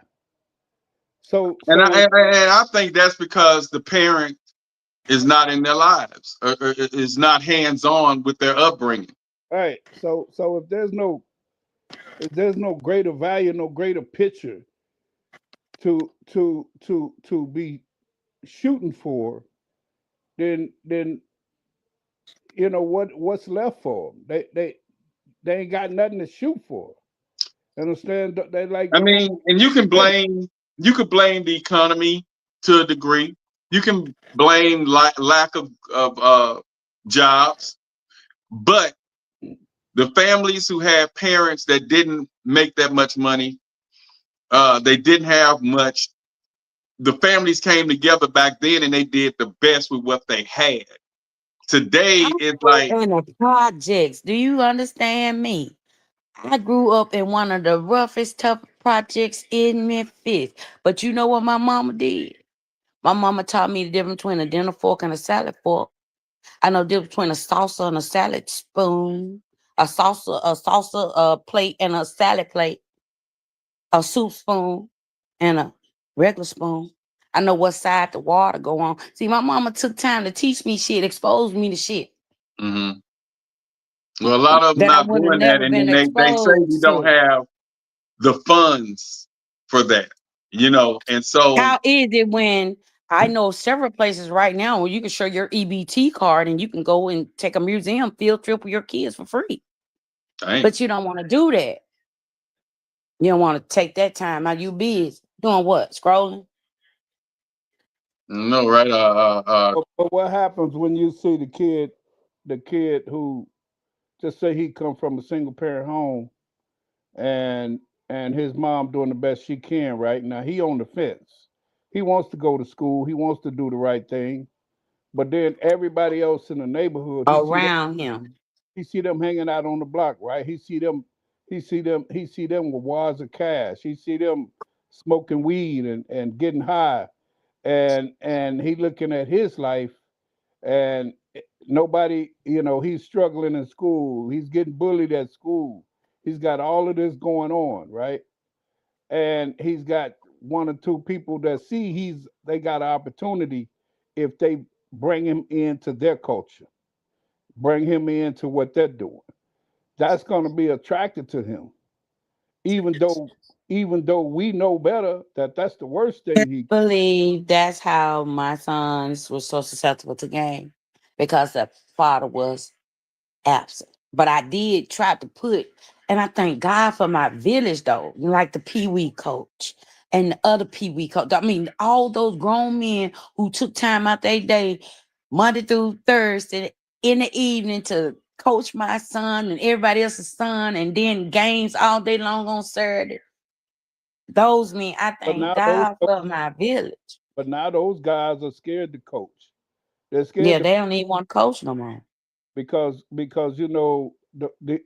The these parents have young changed as these, well. these young people or get so upset will try to put hands on them because their son's not good enough to play or Yeah, any. because you won't even play them. Mm-hmm. You Mm-hmm. know, it's just I don't know, man. I don't. It's to the point where, from a large perspective, I don't have an answer other than to keep trying to reach the people you can reach. I'm gonna tell But y'all something. My mama didn't whoop me a whole lot, but I had creative punishments. That in the long run, baby, I was almost 400 pounds, could step in some heels because I used to have to walk with books on my head. And but the worse that I did, the more books I had to carry and but fuck around and drop them. Then I got the ass whooped. but AJ, what, you in your 40s now? Yeah. Okay, so look at the area you grew up in, though. See, you know, But you like I was telling Black, we the parents now. yes, but the people that's the problem for me, from what I'm seeing, what we just watched is the 15 is those kids. None of those kids are over 15 years old, were they? yeah, them kids look like they were No, like all on middle 12. school and elementary school. Middle and Yeah, elementary. So Eighth so grade, I think the highest. so that level of violence is just a disrespect for anybody that's upbringing. authority. Period. You wouldn't even say nothing to somebody if they were walking with their mama. You have to get them on by themselves. You wouldn't say nothing to them if they were with their mama, man. But we've just lost control at every level. The police is not involved. You got very few programs that are involved, and then you got a lot of people they don't want to get involved Hmm. because of the consequences of them getting involved. That's me with Yeah, like with the you mentoring and stuff. I don't care to risk, do it. you ain't finna risk, trying to hero 4 or 5 kids because one of them kids finna act a damn fool, and you got a family to protect. And they'll come back shoot your house up. Yeah, You know what I'm saying? So it's just it's a terrible time right now, man, it's and a terrible time, man. It's it's gonna just take. I don't know. Hold up.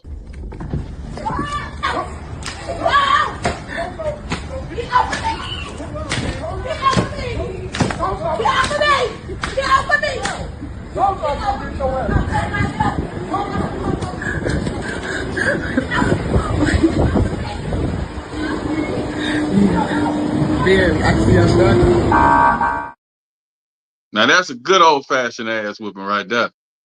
Hmm.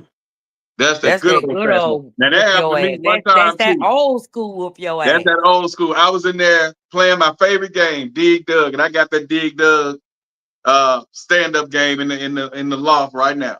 I love Big That was my Doug. favorite game, and I got man, and my name was Fly on.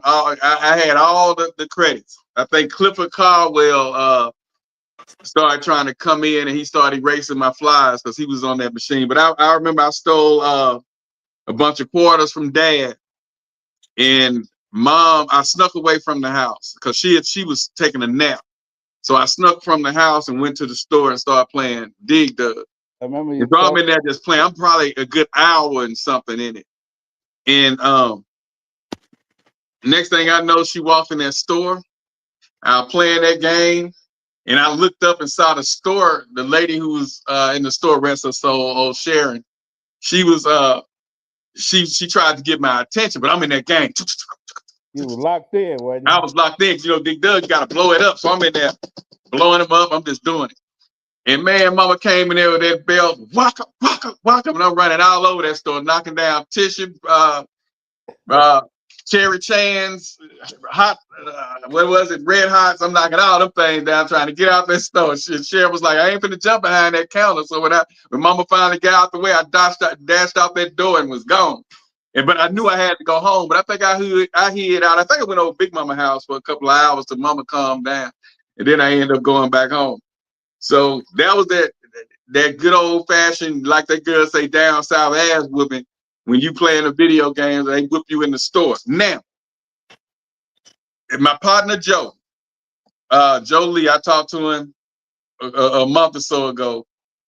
Joe His Evans. grandmama came to school and whipped him You when said we Joe was in Evans? elementary, and I brought that up to him. And he said, man, you remember that? I said, yeah. He said, man, I still think about that ass whooping. He said, to this day, and she been dead and gone. And he said, I still think about that because he sassed her before he left home. And I think she told him, don't wear something, and he wore it anyway and came to school. That boy grandmama walked to that school with a belt just to whip his ass in front of the class. And I was one of the kids. I could see something happen one time and knew I didn't have to do that. But you got a lot of the new generation. We could tell them, if you do this, this is the consequences. You do this, this is what's gonna happen. They don't care. They want to see themselves. That was back They then. want to learn from that. I want to make my own mistakes. Yeah, Baby, you can learn yeah, a lot yeah. from others' mistakes. I didn't need that. I see You can you learn a fuck up lot. and your consequences. When my sister messed up and she got her ass whipping, I knew that ain't what I wanted to do. Smash that bitch on my brother. Hey, fool, let my homie go. Do you let your kids cuss in front of you? No, I don't. And you say all them kids is under. They middle school or elementary. Her children are elementary. And Yeah, I I think thought a eighth little grade, boy, but I thought it was I more think like high eighth school grade kids is jumping the on high. them. I think eighth grade is the highest grade. Smash Mm. that bitch on my brother. Hey, fool, let my homie go. Let my motherfucking homie go. Let my motherfucking yeah. A pregnant mother and her 9-year-old son were surrounded and attacked by a group of kids on the street. The surveillance footage from Chicago's South Side is now going viral across the internet. At the time, the mother was simply picking her son up from school and walking home. But at an intersection, a crowd of kids suddenly surrounded them. The situation spiraled out of control instantly. The mother tried to protect her child, but she was grabbed from behind, pulled to the ground, and then attacked by the group. She was pregnant and extremely vulnerable. Her son was terrified, crying and begging for help. Yet the kids only became more aggressive. Why were these children acting with such boldness and cruelty? And why did no nearby adults step in to stop it? Okay, I had to rewatch it because I thought those were high school kids, some of them. But when I looked at it, the one in the yellow coat, yeah, he looked like he might have been 8, 9, 10 years old. So Yeah. yeah, she should have had some mace though, y'all. On the cool. You in Chicago. My girl, we here. Who knew you had to protect yourself from the fucking kids like that? Dude, the wife don't leave home without something in the car. Yeah. She don't go into the grocery store, especially when the sun start going down. So after 6 o'clock, when she go in the grocery store, she have a little mace patch on her. I mean, we live in those times. So her walk, but I get what you're saying. You're not expecting no kid, but it also noted that her kid was being bullied, and she called the police, and she called the school. So if I had to do all of that, I would have been one of the parents, one of them. I wish you would. I wish they would. I would have got me one of them. I would have got me one. Yeah, I would have had it. The one who threw my son down, the one who threw that boy down on that damn road. I don't give a damn. Sickle cell, Mickle cell. No, you must have seen the beginning when the little girl just sprung on her out of nowhere. She could sue that. That's school. the one. She probably gonna get the school and the school and the police because she called up and complained. Follow up. Yeah, the school district, the school district failed to do anything about the bullying.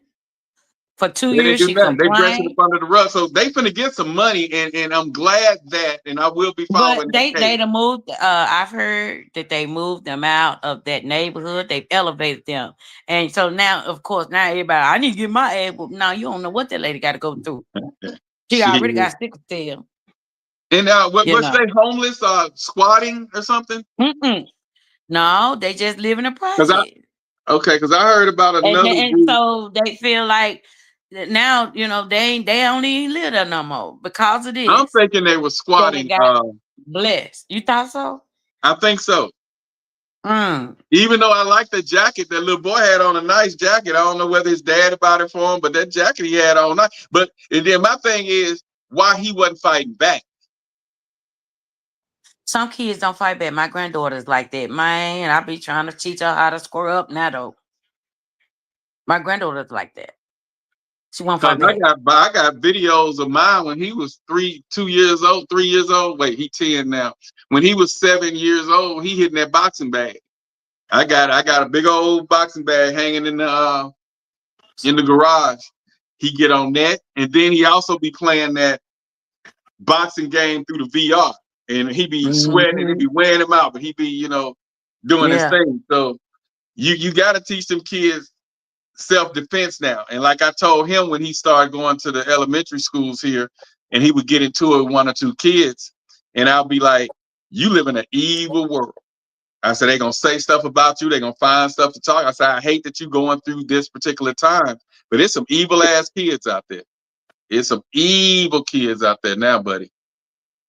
They out there, but the parents are not doing nothing. So if any of them jump crazy and touch one of mine, it's up. Now check what this guy say, y'all. What y'all think about this? Peep this one out. Do you let your kids cuss in front of you? No, I don't. Do you let your kids cuss in front of you? Hell no. Do you let your kids cuss in front of you? No. As your brother, yes, you're living in a state of delusion because you literally are doing the same thing your parents did to you. You've been conditioned, and you know your kids are doing the same thing you're doing. And so most parents are not the people their kids go to when they're in need, because there's all of these micro fake things that we put up around ourselves. So when I'm really struggling, I'm not coming to you because I can't be real. And I don't know if the Black community is ready to have these conversations, because a lot of times we perpetuate what actually causes the trauma in our families. Those are the things that we do that are religious. Like we say that's bad, but then cussing at our wife is not. The Bible says train a child in the way they should go, so when they get old, they won't depart from it. It's not just what you say, though. It is what you do. You're training them both ways. So if you're teaching your children or teaching anybody, hey, you can do this, just don't do it around me. What I'm saying is, if you don't do it around your mama, but you do it around everybody else, you're a faker. You are learning and practicing being different people.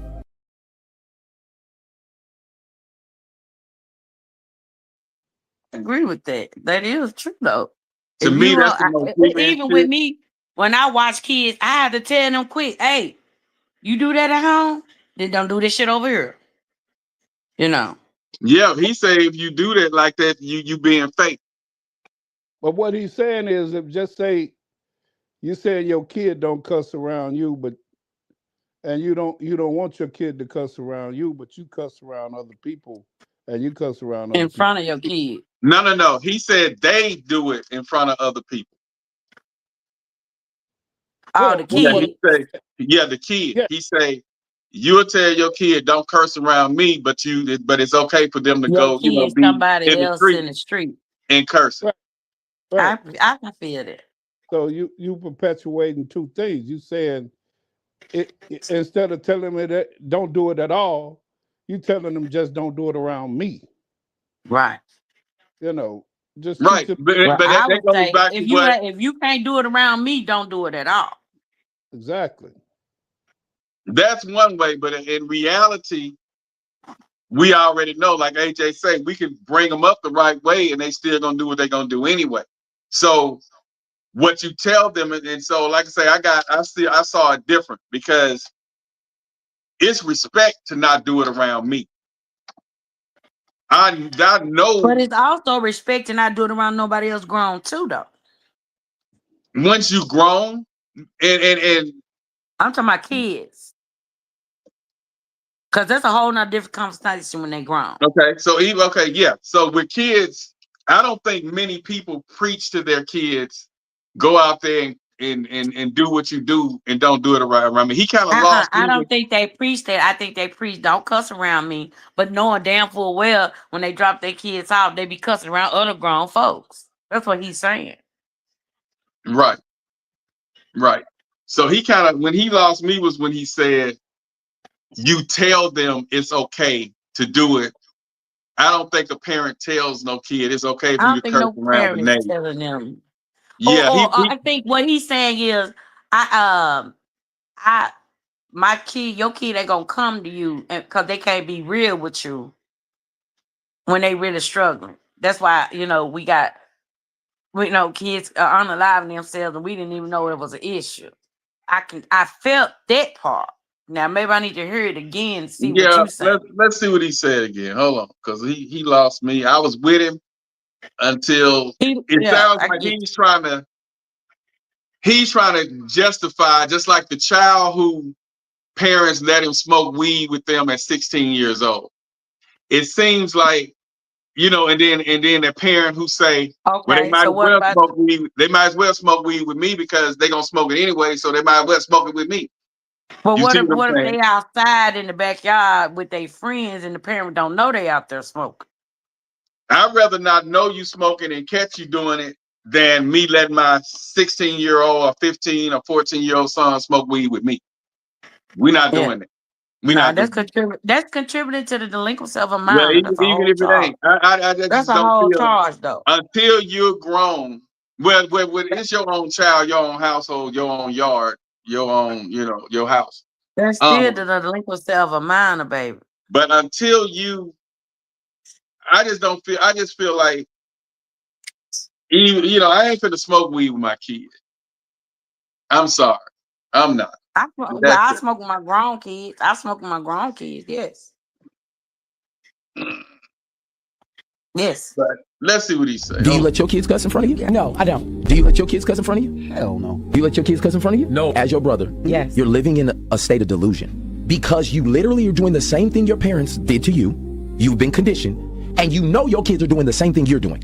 And so most parents are not the people their kids go to when they're in need because there's all of these micro fake things that we put up around ourselves. So when I'm really struggling, I'm not coming to you because I can't be real. And I don't know if the Black community is ready to have these conversations because a lot of times we perpetuate what actually causes the trauma in our families. those are the things that we do that are religious. Like we say that's bad, but then cussing at our wife is not. The Bible says train a child in the way they should go, so when they get old, they won't depart from it. It's not just what you say, though, it is what you do. You're training them both ways.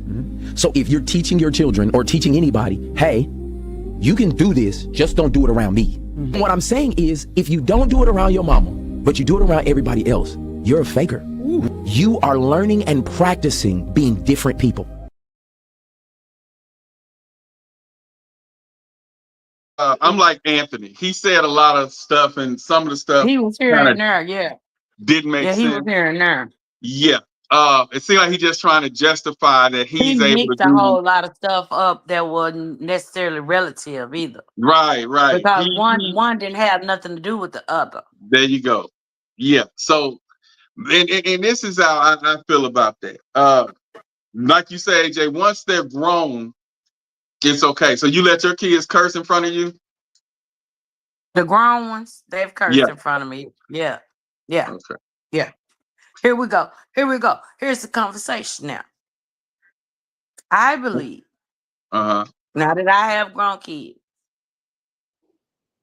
that once your child reaches and going in adulthood, not talking about 18, 19. I'm talking them like 20, 21, 22. Mm-hmm. That after teens, there is a certain level of, okay, you got to respect that they're grown. Not that you older than me.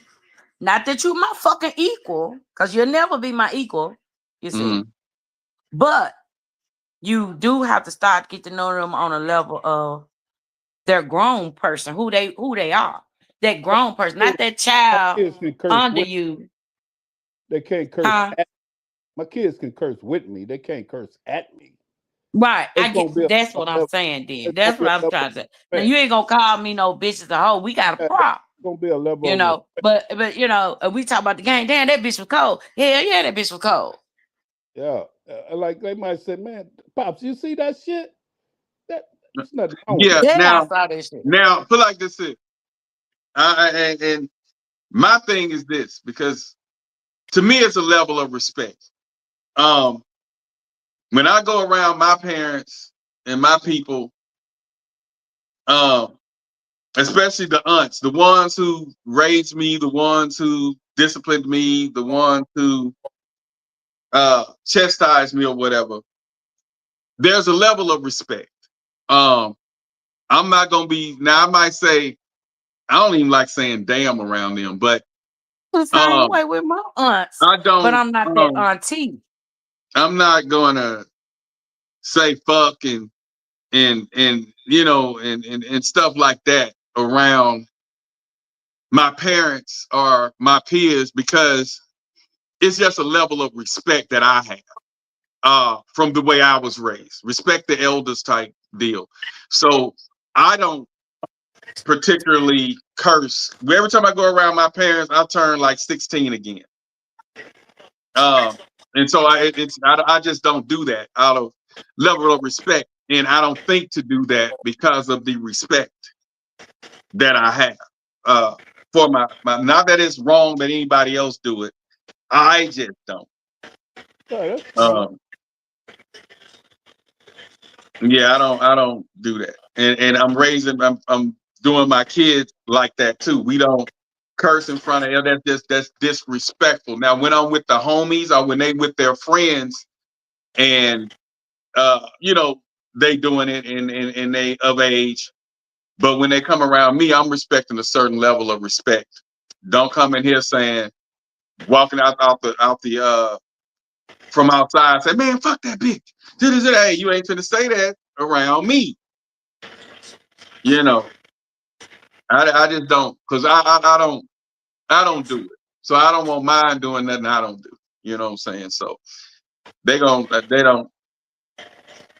I believe that as you get older, you start to know your children as an adult. You got to respect that they're grown, and you start not necessarily become buddies, but buddies in a sense with your kids. Yeah, we buddies. We just ain't gonna be disrespectful. You know? I love it. Ain't hey, disrespectful. We sitting here watching the game and like, damn, that shit cold. And my son say that.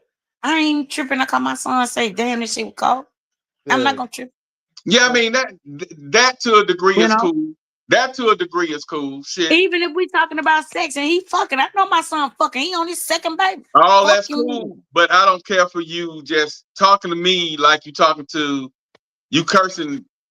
You know, you just foul mouth because I'm not foul mouth. So I'm not. I You get know, what it's you just saying, but but like I said, I respect your level, if and I it's hear my okay. son That's just never on the been your. phone or That's he never cussing been or your he talk, don't if he make over there and he let's say he outside, because that's usually what they do. Because if they Mhm. inside, you know, they mama be listening or something they say, and I'm in that conversation. Okay, anyway, I'm nosy. I'm a mama. So let's say he outside and I hear him cursing somebody out. And then when he come back in here, he telling me what happened. And you know, and he maybe cussing. I'm not gonna trip. See. For me, my parents have never. That's never been an issue for them, and so for me, it's never been an issue for my kids. If I agree with Lotus. We don't have to use those words to get our if point across. if I should offend one of my children, and or if they should offend me, we having a relationship strong enough to say, hey man, I appreciate you didn't do that around me, Right. and that would be the end of that. Yeah. Uh, That's what I'm talking about. and that's the type of conversation that we have. We bridge anything. We don't like. There's no hidden messages or no under the table type shit. I Mm-mm. give them full authority and of being adult to ask me in literally anything about anything. Right. I don't sit back and say, well, oh man, I can't tell you about my past, or I can't tell you why I did Well, so. pretend I was an I angel don't and do that type.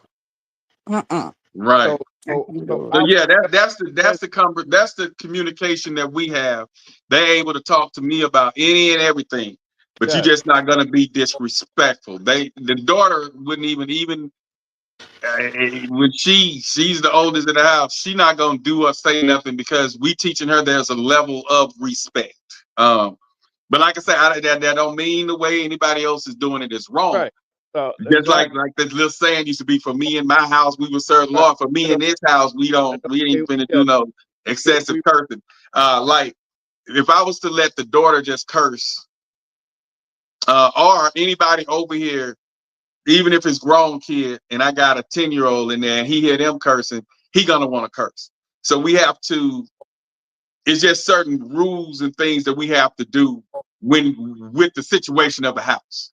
well, in your You know, mind, you wondered I ain't tripping over like cursing, just but like look, some my parents, grown kid ain't gonna be some running in and parents, out, and I got a mile here. You ain't gonna be coming. It's a curfew for you. You ain't gonna be having no people over here. You ain't gonna be fucking in my house. It's other rules that I'm gonna institute when I got a right? grown kid and a mile in the house. And that last thing I'm worried about is what you cursing. but see, black might be under the guy under the operate under the fact that like if you that loose with me and I'm your parent, what are you doing around other grown people? What are you doing around other people? That and the fact that I don't do it.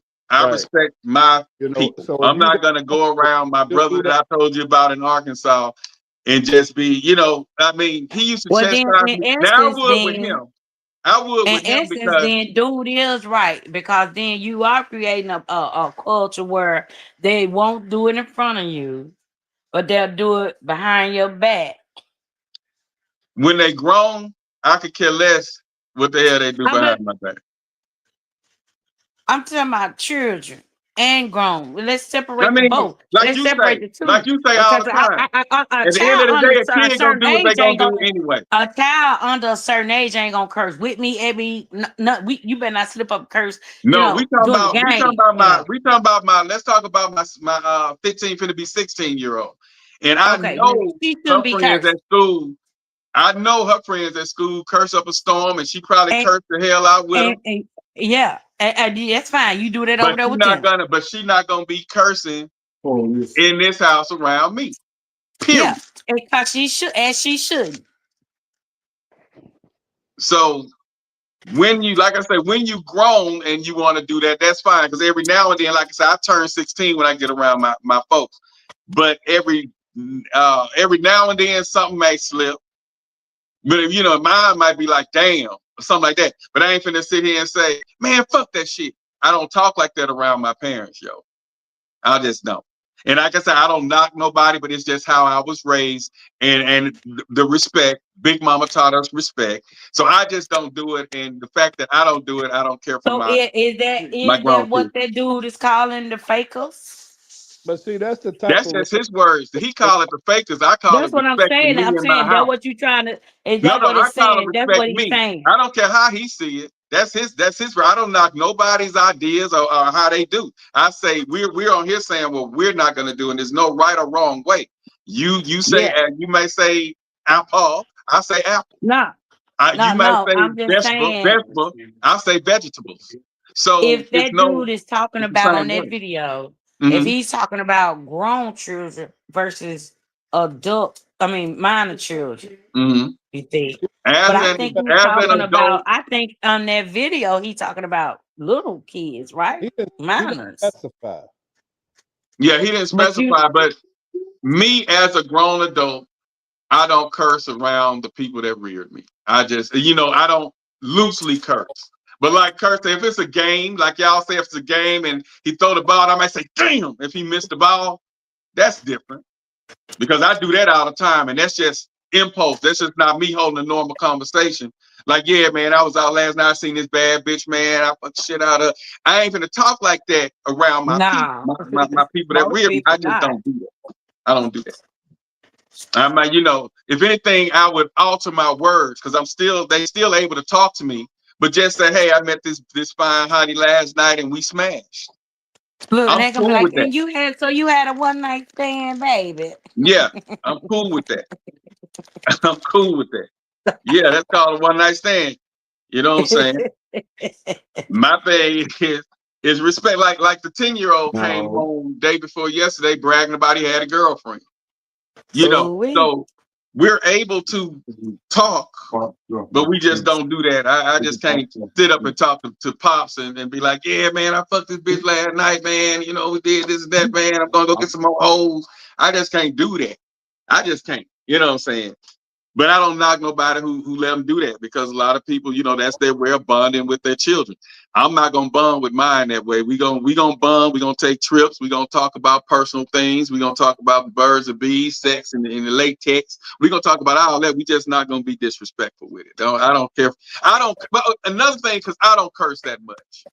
You know what I'm saying? So I don't do it that much. And when I hear somebody, like sometimes you may get around a friend or something that curse all the time, and then if you're around that person for a couple of days, you may find yourself cursing because they cursing. I never been a person that cursed a whole lot. You know what I'm saying? Every blue moon, but that ain't something I do. I don't talk with the curse language. But yeah, that's just not something. But I don't knock nobody that does it. And drinking and smoking with them when they grown, and that's what y'all do. That's cool. That's cool. That's cool because that's what y'all do. You know what I'm saying? They of age, and when I started drinking around pops now, it felt different. When I first started doing it, it felt weird. But I was saying, think to myself, nigga, you grown. You know what I'm saying? And the transition from boy to man was kind of a tough thing for me because of all the respect that I had. I'm able to tell them I'm not doing something now instead of doing what they tell me or what they think I should do. You know what I'm saying? Well, I don't think you need to do this and that. And I have to sit there and think, well, this is my life now. So I do get what you're saying with they're grown, you know. But yeah, I'm just not a profanity person, as she put in there. I don't do a whole lot of cursing. So I just don't care to hear. But now this is this lady here. Peep out what she said. I'm more like her. Peep this. I have a very serious question. As a millennial mom, I do not allow my kids to curse around me. I absolutely believe that they may curse when I'm not around, but I've never heard it. And that's okay. That's how it should be. But when I go to a lot of these schools, I hear so many kids cursing. Now, when I hear it and they're around me, I'm nipping that in the bud. I don't accept that. That's not okay for me. And I don't say it in a disrespectful way. Like a kid will say, oh, shit, or no, hold on. No, please don't say that around me. I'm making sure that I'm respectful when we're working together, but that's not something that I'm okay with. Can you not curse? I say it just like that. And 10 times out of 10, I'm like, oh my God, my bad. I'm so sorry. And they won't do it. But then when I go in certain classrooms, I'm hearing it pop off and I'm looking at the teacher and they're just okay with it. And I have some teachers that are not okay with it. And one said, one adult, he said, I'm Gen Z and I really feel like if they want to express themselves like that. I don't know every Gen Z, Gen X, all of that, Alpha. I think my baby's Alpha, she's 13. But to me, it doesn't matter. Respect is respect. I couldn't even say the word lie. I had to say he was telling a story when I was even a young adult, because that was never okay. And I feel like there should be a level of mutual respect, especially with respecting your elders. That's not okay. I don't even curse around my in-laws. My husband's mom and dad, I feel like I may have let some slip before. I'm like, oh my God, I'm so sorry. Because that's just what was ingrained in me. That's not okay. Why is that okay for most parents? Are you letting your kids curse at home? Is it the generational thing? I don't like it. I don't like it.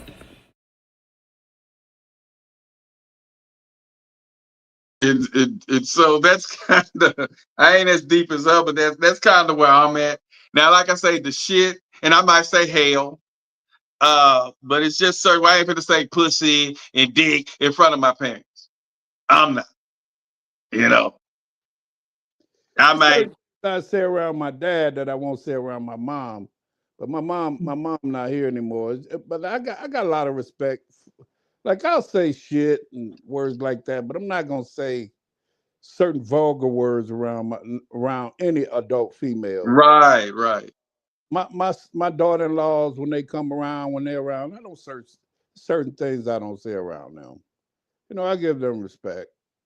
Right. But I will say damn and shit or Right. The like that. common stuff. And when it comes to the vulgar stuff, I hint around. Yeah, Yeah. shoot, because we know when you get along, we know what you're gonna be doing. You know, stuff like that. With guys than with girls. I mean, that just is to me. Right. That's what I said. When I'm with the fellas, my brothers is different.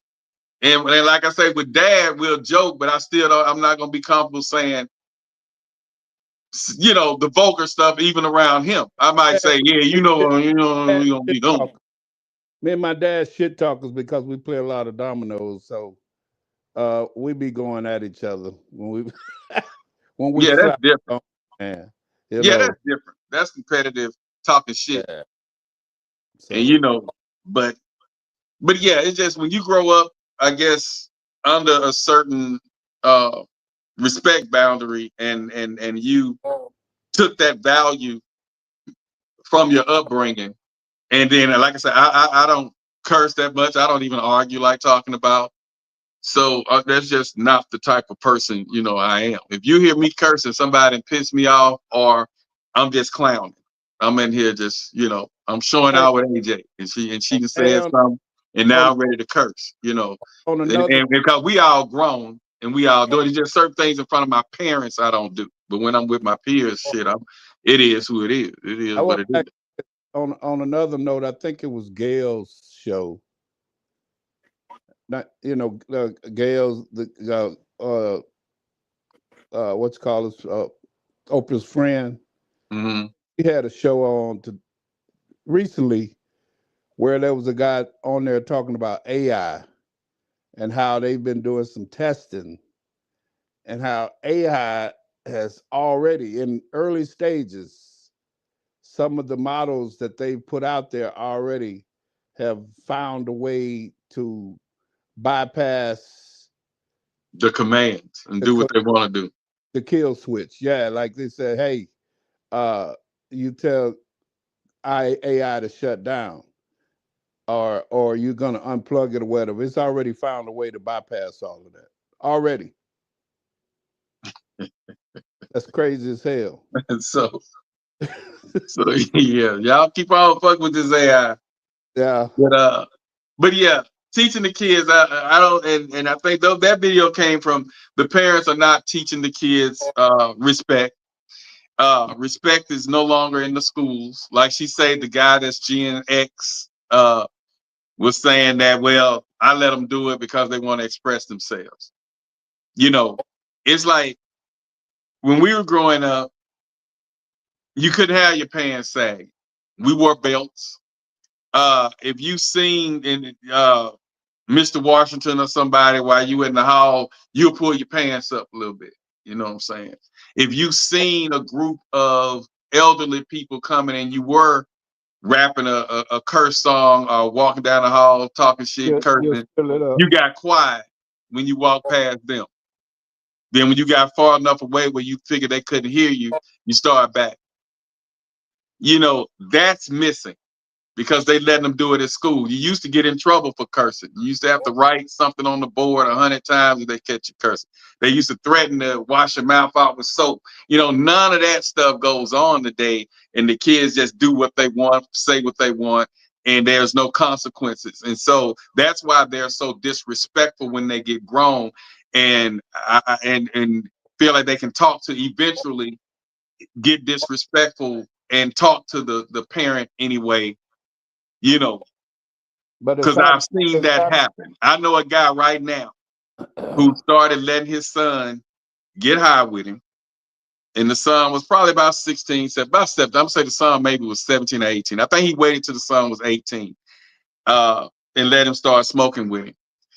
Now today, the son talks to the dad like, you ain't no better than me. You know, that eventually turned to a disrespectful, or maybe that son always felt like that, and now that he's grown, he's expressing himself.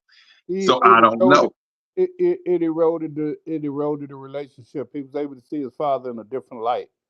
And once he was able to see his father in the light where he was no longer being a parent, he just started. Damn, Kurt.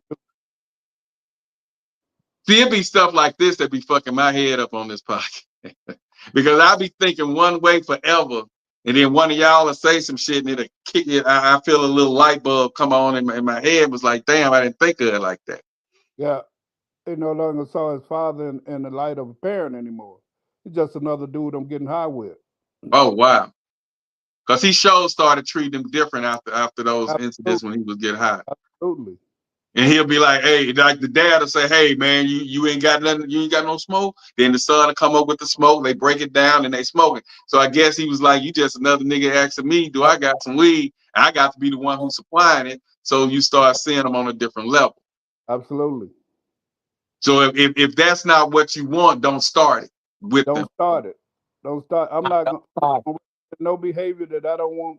You know what? If you're gonna if certain behavior, I'm not gonna do it around you because I don't want to see you doing it.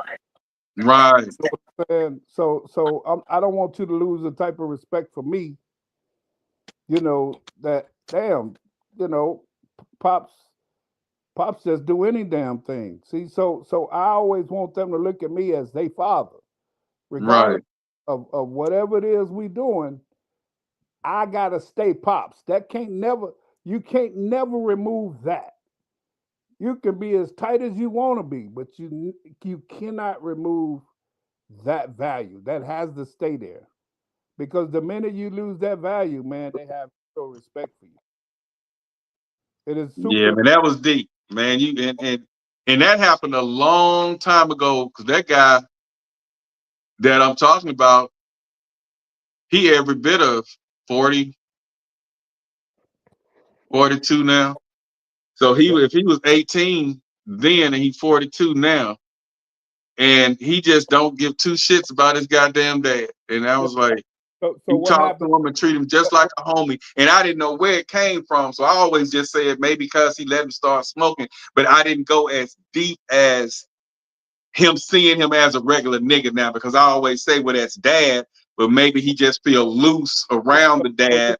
So look at it like this. Look at it like this. What if the father he overextends himself and he ain't got the paper, right? So Mm-hmm. going to the son because the son, the son keeps some weed, right? Yeah. Every time he go around, hey man, you got something? Hey man, you got something? Yeah. So they're like, this nigga leash more than my homies. Goddamn. Hey, and the dad started letting the son drive him around while he was messing over the son's mama. And Exactly. the boy is a baby. Ended up, he a mama's boy. Yeah. And so I think like you said, he lost respect for the dude. That, That's what happened. Okay. Because, and you figure part, we grown now. Hey, man, part, drop me off over here. You know, and them kids will turn on you when you going against the other parent, man. I don't know. I done seen it so many times. They act like they cool with it. And then out of the blue, they just shut down and turn on the parent who was messing around on the other. yeah, but here's the kicker. See, the allowing the son to get high with him, that was a privilege that he's given because now he winning favors with the kids so he can go and do other shit. So if hey man, I ain't say no, I ain't tell your mom we get high together. You know what I'm saying? So Right, by allowing you to do certain things, you think you could just, hey man, you ain't gonna say nothing. We cool like that. See, you develop right. certain type of, hey, we cool like that. I ain't not got nothing to worry about. Now he's so comfortable that he'll cheat in front of his goddamn son. Yeah, he did that. Yeah, so hey, bro, that's the level of comfort you don't ever want, man. Because at the end of the day, that's your mama, that's his wife. You get what I'm saying? And Yeah. you, But hey, women do that all the time though with the daughters.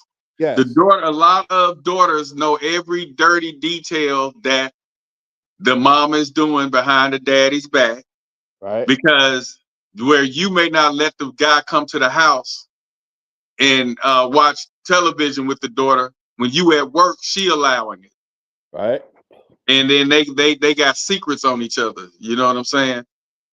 But yeah, I see that all the time with the daughters. That's why I never thought about it being that way with father and son to yeah, that level. But yeah, I do know daughters. A lot of daughters have mama's secrets, and they hang out, they do things together, and they doing what they do. You know what I'm saying? Because the daughter enjoying the gifts and things that she's getting from hanging with the mama. Hey, drop me off over Leroy house and you use the car and go see Brad. yeah, Come back and pick me up and we're gonna go to Walmart and probably go to Ross and then go home. And then the dad think they've been out shopping all goddamn day. We can Damn, go the all mama day. just a low down dirty bitch, ain't it? Damn, she dirty. Yeah, they do that. I've seen that, man. I seen the mother and daughter combo. Man, And I'm sure you know somebody that done that too, I AJ. don't know nothing. I don't know nothing about that. Yeah, you know somebody, daughter that know they secrets with what that woman doing. yeah, But yeah, so with the kids, I feel like discipline do need to be implemented more. Not necessarily with a belt, but like I say, some of them, like that guy say, some of them need to be whooped. You see what I'm saying? Some of them need to get that good old fashioned Southern lynching. Um, because the way them young kids did that lady, they gonna turn out up being murderers uh, in the next 5 to 10 years if don't nobody do something about it. And if y'all listen to what the that senator whatever was saying, he basically was saying whoop your kids ass because he say, are we gonna continue to let CPS run our households? yeah, Yeah, he was saying, and he said, now I'm not saying the mothers need to go to jail. The parents of these kids that did this need to go to jail. He said, but if y'all don't do something, we gonna do something about it. So he basically saying y'all need to start whooping ass. Spare the rod, spoil the child. Even the Bible was saying whip them kids ass. But the Bible was written by a white man, and that still was a form of slavery. Yeah, yeah, I get it. But ass whoopings kept a lot of us in line. When you thought about being disrespectful, you changed your mind. When you thought about stealing, you changed your mind. You know, when you thought about saying certain things, you didn't want to get knocked in the middle of next week, so you chose to be quiet. Anything, So anything without consequences open the eyes of a honest person. So you could take a person that work at a bank, man, and they as honest as the day is long, and they just will never steal anything as long as they know that there's consequences. there you go. There And you so go. when you remove consequences from any situation, you turn an honest person, man, into a thief. You got the life has to have consequences, or there's no distinction between right and wrong. There's none.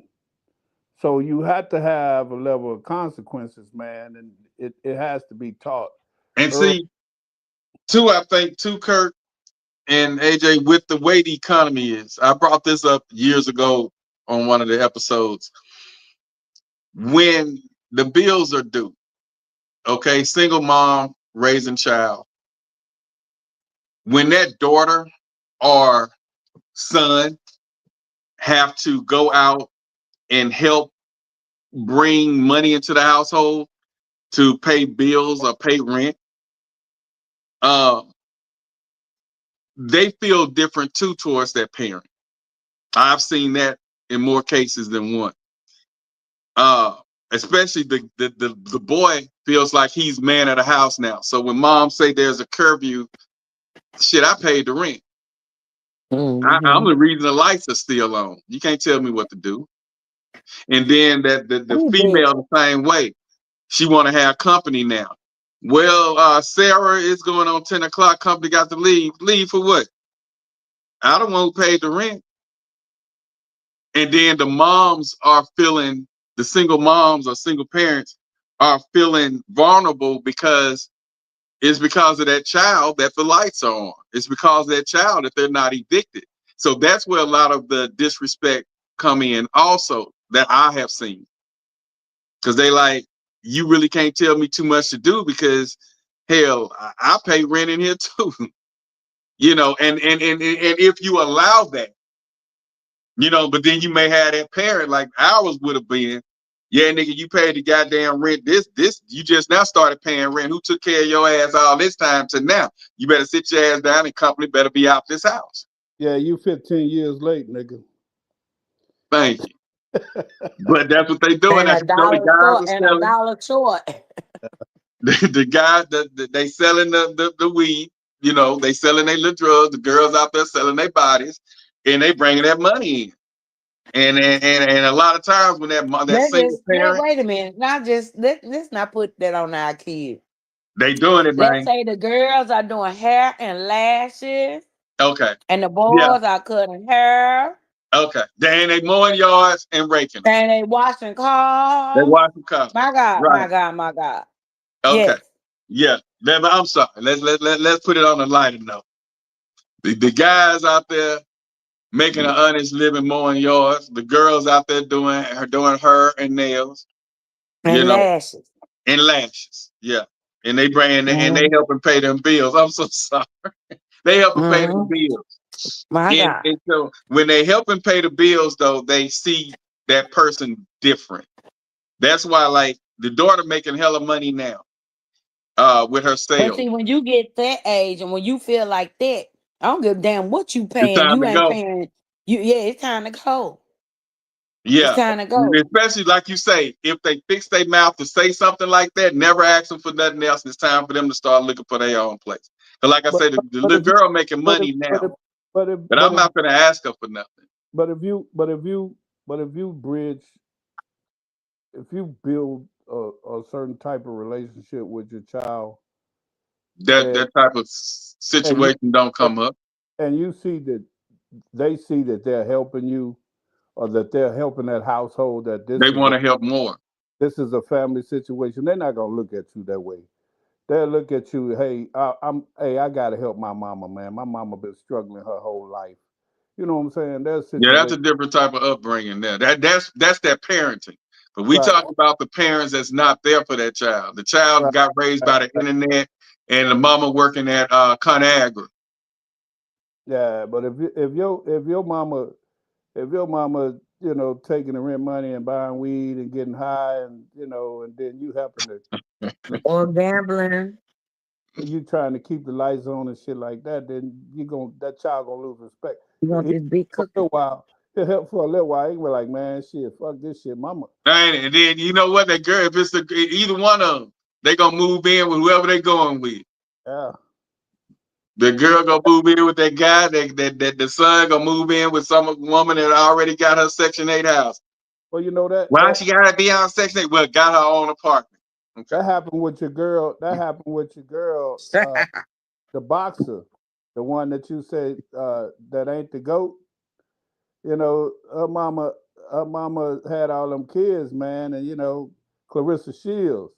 So when she went to, you know, start boxing, man, and start coming up, you know, her mama wouldn't even keep food in the house, and then her mama started throwing parties and get a little check and start throwing parties and weed parties and getting high and all of that stuff, and then when Clarissa saw that she was gonna be the dude told her she could be a world champion. He just took her away from that. He just moved her in. He's like, look, you could be something, and he took her from that. I bet he took her from that and he was giving her a whole bunch of that. No, he didn't. He had a wife. He didn't mess with her. Yeah. But No, nah, he she didn't. ugly enough where I can see him not messing with He her. didn't. He didn't really. He didn't mess with her. Yeah, I say I can see him not messing with her. He had a whole bunch of young kids that he was coaching, and he saw her potential, man. And so he helped her get to the Olympics, man. And so he was just one of them dudes, just happened to be a good dude, man. Yeah, yeah. I mean, I feel that. I feel that. So But but yeah, they gonna find somewhere else to go once they feel like the parent is taking advantage of them, or if they feel like they can. Because a lot of times when them kids start paying bills, they feel like they can be on their own doing what they want because they don't want to be under that roof. But these days, the parents are not preaching that you still under my roof. The kids come in, do what they want, and it's nothing. The parents are not parenting and they're not disciplined, and that's why I think we're seeing a lot of like it was an unaliving that happened in Bastrop about a year or two ago, and I know the family. Their kid was out. Their 15-year-old son. The unaliving happened around 1 a.m. in the morning on a school night. And so a lot of the comments was up under there was what the hell was he doing out on a Thursday night at one some o'clock in the morning any goddamn. Right, at 1 o'clock in the morning. Yeah. And so that's where the Mama lack of work parents. overnight. No, because they say the police went by and told her, that they found him or whatever. She was at the house at 1 o'clock. They had to wake her up. And the dad was there too. So I don't know. My kid ain't gonna be on no goddamn school night coming in at 8 o'clock at night. Unless they have What if food he function. snuck out once everybody was asleep? I don't know, man. yeah. Hey man, I gotta pop off, man. Yeah, we finna shut it down. But yeah, that was the closing. So parents just need to step back up. Not all kids deserve an ass whooping. I need one, but I feel like we do need to get a more grip control of the kids, We teach know them when our respect. kids getting out of hand. Yeah, they getting out of hand, and Mhm. all that timeout is not working. It don't work. It's not working. Them kids in that video timeout that jumped on that damn woman, a timeout ain't gonna do shit for them. That's a special Like kind that, of evil to that do really that look like to that woman and that her situation kids. there really look like an environmental issue. That look like that location, man, where that was Man, like AJ say, she grew up in the goddamn projects, but she came out respectful. So I feel what you're saying about the environment, but like I said, just because Jimmy John them doing it, that don't mean you finna do this shit in my house. Yeah, but we've all agreed that it's not the same anymore than 40 years ago. Shit, why it's not the same? Because I'm raising them now. And what Sharon do, okay. Yeah, but you ain't raising them in that type of neighborhood. Well, we You not, D. Your I kids feel ain't what you're saying, but on the same note, we know a lady who letting her kid, her 16-year-old, date a 18-year-old. He comes by, picks her up, go to the movies and all that shit. Mine ain't gonna be doing that. Absolutely. She not gonna be doing that. I'm not disagreeing with you that there's lack of parenting. What I'm saying, that situation we watch, that seemed like an environmental situation. That seemed like the location of where that was. And that's just their behavior because of that location. So that's And why when I said last week, when the kids dress and they button up nice shirts and nice slacks and shiny shoes, and the girls have on dresses, they tend to act better yes, than they would if they was coming in there with their wife beaters on and the pants hanging out their ass. They fought. But when see, they walked in there and they was dressed up nice, we didn't have no problem out of them. They smiling, they spinning around in their shoes. But when they come in there and they Air Force Ones with their pants sagging and a bandana around their neck, they fought. that said, I can go in this neighborhood and behave like this, and ain't nothing gonna happen. Okay. That's what that video And showed. that's who it attracts. And those are the ones who was out there that decided to jump on that woman because they like, hell, ain't shit gonna happen. It is what it is. And And we here's all done went through that in those type, even my bougie ass, then been anybody in the anybody could hood have got and it. decided to Anybody throw could a rock and bust out somebody's window because I'm over there with the fellas and this is what we doing. So, okay, I get it. I get it. anybody could have got it over there. Anybody, I get it. you Yeah. know. So we'll just say that they're a product of their environment. And I Some don't of the even think discipline and nothing to help that. It's going to take policing. Some going to jail and seeing reality that doing this shit, I can go to jail to even change that ideology, that thought of doing it. Black. I'm 60. I'm 63 years old. I grew up in Parkway Gardens, officially right now known where King Von. They ran that Mm-hmm. officially O Block. I wouldn't get caught dead right now rolling up in O Block. That's what it's like. Okay. And I grew up there. You see what I'm saying? The Right. environment is so toxic. Police ain't rolling through there. By the time they get there, everybody already shot up and gone. Yeah, that's happening around here all the time in the A. Yeah, But I like to the say I'm crime not over sure. with. And Yeah. then y'all definitely got it going on down there. AJ, it's something that just happened that's on the news.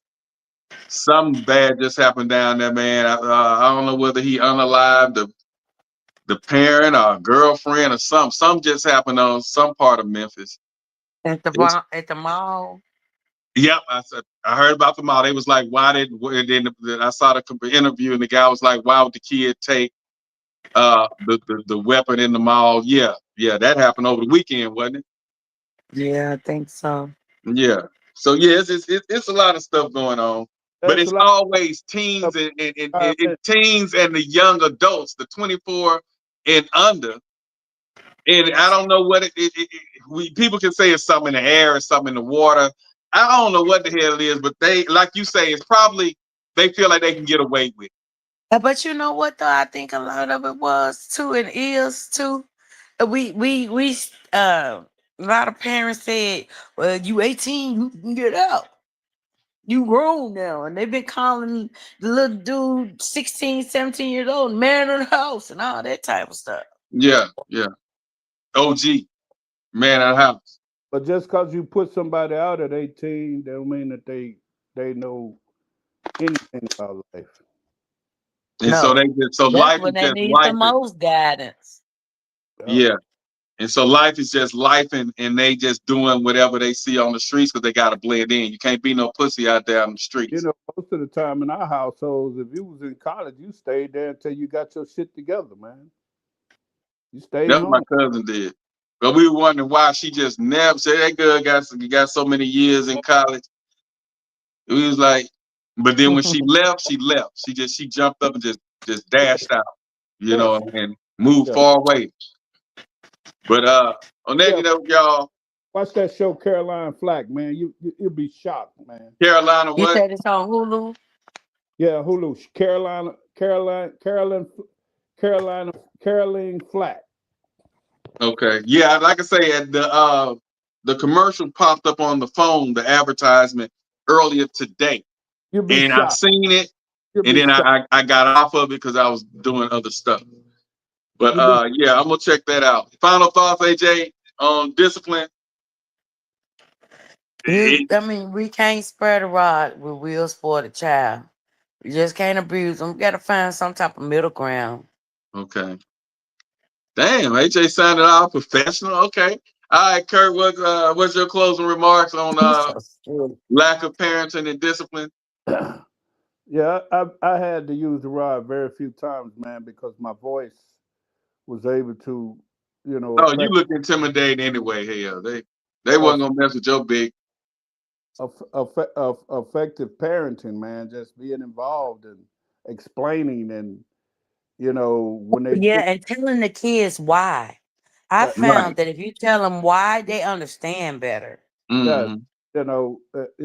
getting them to understand that I'm not whooping you just for the sake of whooping you. If it come to where I gotta whoop you, that means you're just being completely disobedient. And that's what that if you're gonna be disobedient, that's where the disrespect comes in. Because if I've explained to you 3 or 4 times the same thing, that means you don't want to hear what I'm saying. You're not gonna do what I'm saying. So I gotta teach you that that's when the teaching say, "Hey, I'm not going to be This ain't a democracy. yes, I'm not going to be disrespected." Right. And so that level has been lost, and the only way we could retrieve it is those families that are doing it. We have to support it. Those kids that are, and our grandkids and our kids, we got to keep trying to keep better versions of us. We got all of this knowledge, man. We got all of this stuff inside of here, this stuff that we gonna leave. When we leave, we gonna take it with us. You got to share that. Any information that you can help your kids with, man, all of it. You got to share it. Because they're gonna raise kids one day too. And they're gonna have to have these conversations. And they need more of what we got now, because this is a lost art. People ain't doing that no more. Mm-hmm. You know what I'm saying? So somebody got to still be hands-on parenting. And that's what we came up on. It was hands-on. And so, you know, should the rod be used in the right circumstances? Absolutely. Mm-hmm. But that voice can carry a long way if you use it right. And you know what, AJ?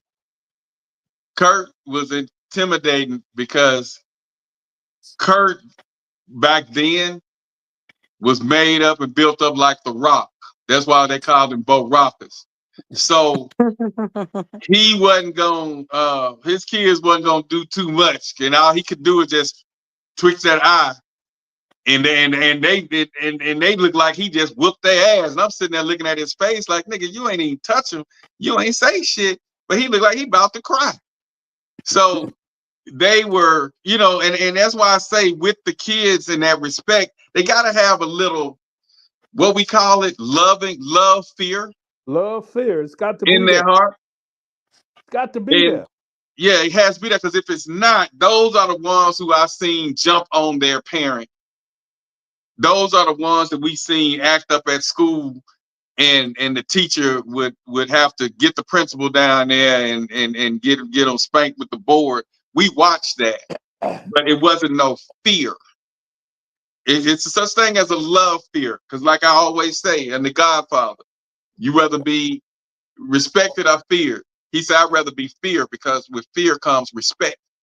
And so you have that when you're raising your kids, it has to be that love fear, where And they respect you enough it's got, and fear you enough to respect you. And so the respect is missing out of the home because there's no fear. They like Kurt opened my eyes with the guy and his dad's situation. It's no fear that you just another nigga to me. And that's exactly what came out that boy's mouth one time. He was like, I don't even see why y'all think so high that I'm so crazy about my dad. That nigga ain't shit to me. And I was like, wow. yeah. And he told a perfect stranger that. I had my cousin with me that didn't know him from Jack, just knew the guy, from me talking about him. And he was like, that dude ain't shit to me about his own dad. But he was a mama's boy too. So I did, But on that note, y'all, we out. And like I say, I believe in putting the belt on at the right time. Never let that be your first resort. If the talking don't work, if the taking things don't work, if the grounding don't work, then it gets to that. And that's not the first thing. And then you have to know how to do it. You don't go in there just beating and whipping them up. But they have to know you mean business. And then still, after you do that, still don't go whoop to them the when mall, you're still go angry. to dinner, still go to Yeah, lunch, and still, don't hold a grudge. yeah, Don't still, whoop them when hey, you're let's angry, go. and don't hold a grudge. Mm-hmm. Yeah. Because when I scalded one of them one time, the son, because that's the one I'm working on, the little lion puppet. I got on his ass, and then we was gonna go and punch on the punching bag. After I got on his ass, he was ready to go into his room. I said, come on. You said we was finna go. You kept hounding me to go to this boxing bag. We finna go punch on the bag. He didn't want to go, but I'm like, no, nigga, you gonna learn when you fuck up. I'm gonna get on your ass, but then we still gonna do what we gonna do. I ain't lost no love for you. I'm just trying to steer you in the right direction. There you So go. I'm keeping it And the real little with him. boy So who I'm like, oh lied. boy, mine come and talk to me, but they understand it's just a certain level of respect, and I'm still bullshitting. So you can't bullshit a bullshitter. But on that note, we out to next week. Hey, And next week I'm probably gonna talk about. People been hitting me up about young man, older man, young woman, age difference, relationships. So we're probably gonna touch on a little on that next week, next because week is the 26th. yeah, that So Wednesday. that's the day before Thanksgiving. I don't know what I might have going on, so I may or may not be on. Yeah, that's cool. Like I say, we'll probably be down there cooking or whatever. I'm just gonna come on here for a little hour or so, get the Yeah. age gap thing out the way, because quite a few people have been hitting me up for that for about 3 months. I've been ignoring it, but lately somebody on the internet just broke with something, and they was like, "Hey, I told you to talk about this." So I'm gonna go ahead and get it out of the way, and that'll be like a little pre-Thanksgiving, special thing. Yeah, But watch that on yeah. that on Hulu. It's 2 episodes. Okay, so it's a series. Yeah, it's only 2 episodes. But so it's no more after the 2. Yeah, that's it. Oh, okay. But yeah, we'll jump on that, because we always be looking for stuff to watch on Thursday nights and Fridays. So yeah, we're gonna do that. We'll do that. That movie, I think it's on Netflix. It's called Play Dirty. It's not too bad. It's an action movie. I think I've seen that, but I didn't watch it. That's with the Mark dude in it, right? Yeah. Yeah. And did y'all It's ever pretty watch good. AJ, did y'all ever watch that what did I call it? Beauty and the Badge, or what was it called, Kurt? I think it was called Beauty and the Bears. I still got to look for it. Yeah. What is that Yeah. on Netflix? I think so. But it's about the New Orleans, the only lady on death row. She from New Orleans. She was a cop that wasn't supposed to be on there no way. And that's why, and her trial about to come up on the 20th, I think. of December. She's having a trial. And so I want y'all to get on that so we can kind of watch that trial together. That dude that shot that woman over the pot of water, he was found guilty. Yeah. We saw that.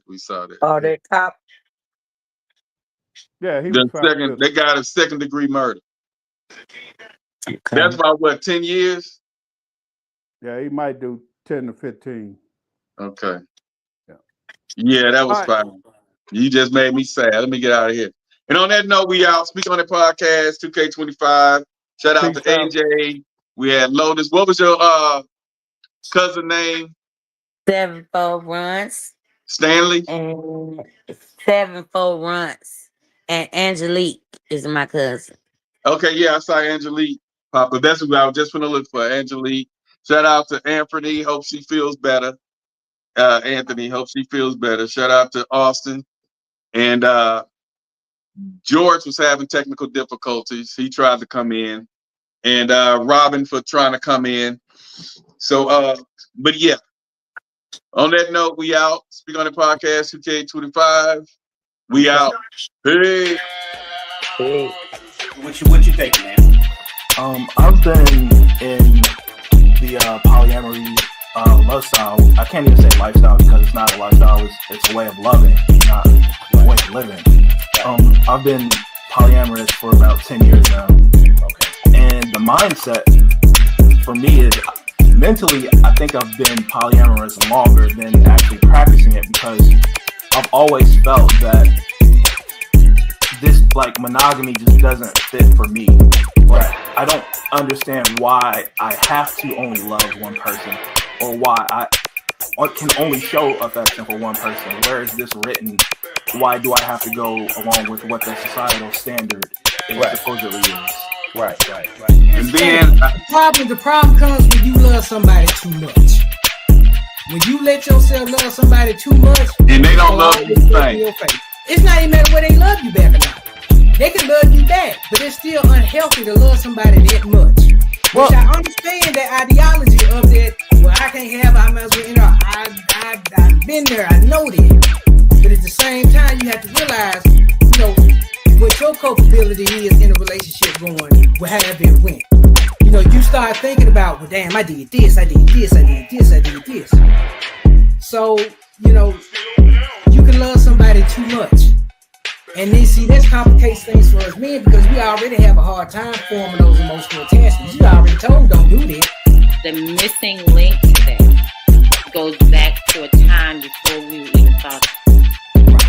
Why doesn't my father like that? Is that a protection for me? Right. Or is that the way he was raised? Or maybe somebody hugged him one day, a man hugged him. I'm not saying this is what happened, but I'm just saying we got No, but there are things that could have happened that absolutely that caused him to be the way he is. Made him feel weird, needed. Right. So the things that we think are sometimes a rejection or a lack may have been a protection. And most of the time they are like absolutely. So if we don't understand that, all we know is a rejection. But see, what I understand with my father, men were going to jail, killing each other, and then now we got bisexual, then we got gays, now we got transgender. So with all of that going on, the purpose of that was removing the black man, the black male from the household. Okay? So with him not being in the household, she's getting the welfare, or she's out there in the workforce, forced to take care of herself, and if she have children, to take care of the children alone. Whether he's in jail, whether he's dead, whether he's bisexual, whether he's gay, whatever. The black male was removed from the home, and black woman was forced to provide for the children, for herself. You're missing one other thing that removes black male from the home. That's white women. Because after a while, it was a run on black men, white women. Yeah, white women. At one point, black men, they just had to have a white woman. No matter what their social economical status was, white women was the way to go. And so that pulled a lot of black men out of the house. Damn, I sure missed that. I mean, I know Rick James. You know, I know. You know, I mean, you did it. I just didn't think of that as a major absence of the black man. So you being a provider means so many things. right. It means put you in a house. You know, it means I got your back. It means we're doing this together. It means Right. I'm not gonna walk away when things get hard. You know, that's providing, right? I'm gonna provide emotional protection so that you can, you know, I'll be present for you when you don't feel like you can be there for yourself or whatever, you know. So there's so much more definition to the thing, right? And even on the flip side, looking at, you know, the, you know, men with kids, right? I remember I did not want a man who had kids. And I was about 25 when I met my ex-husband.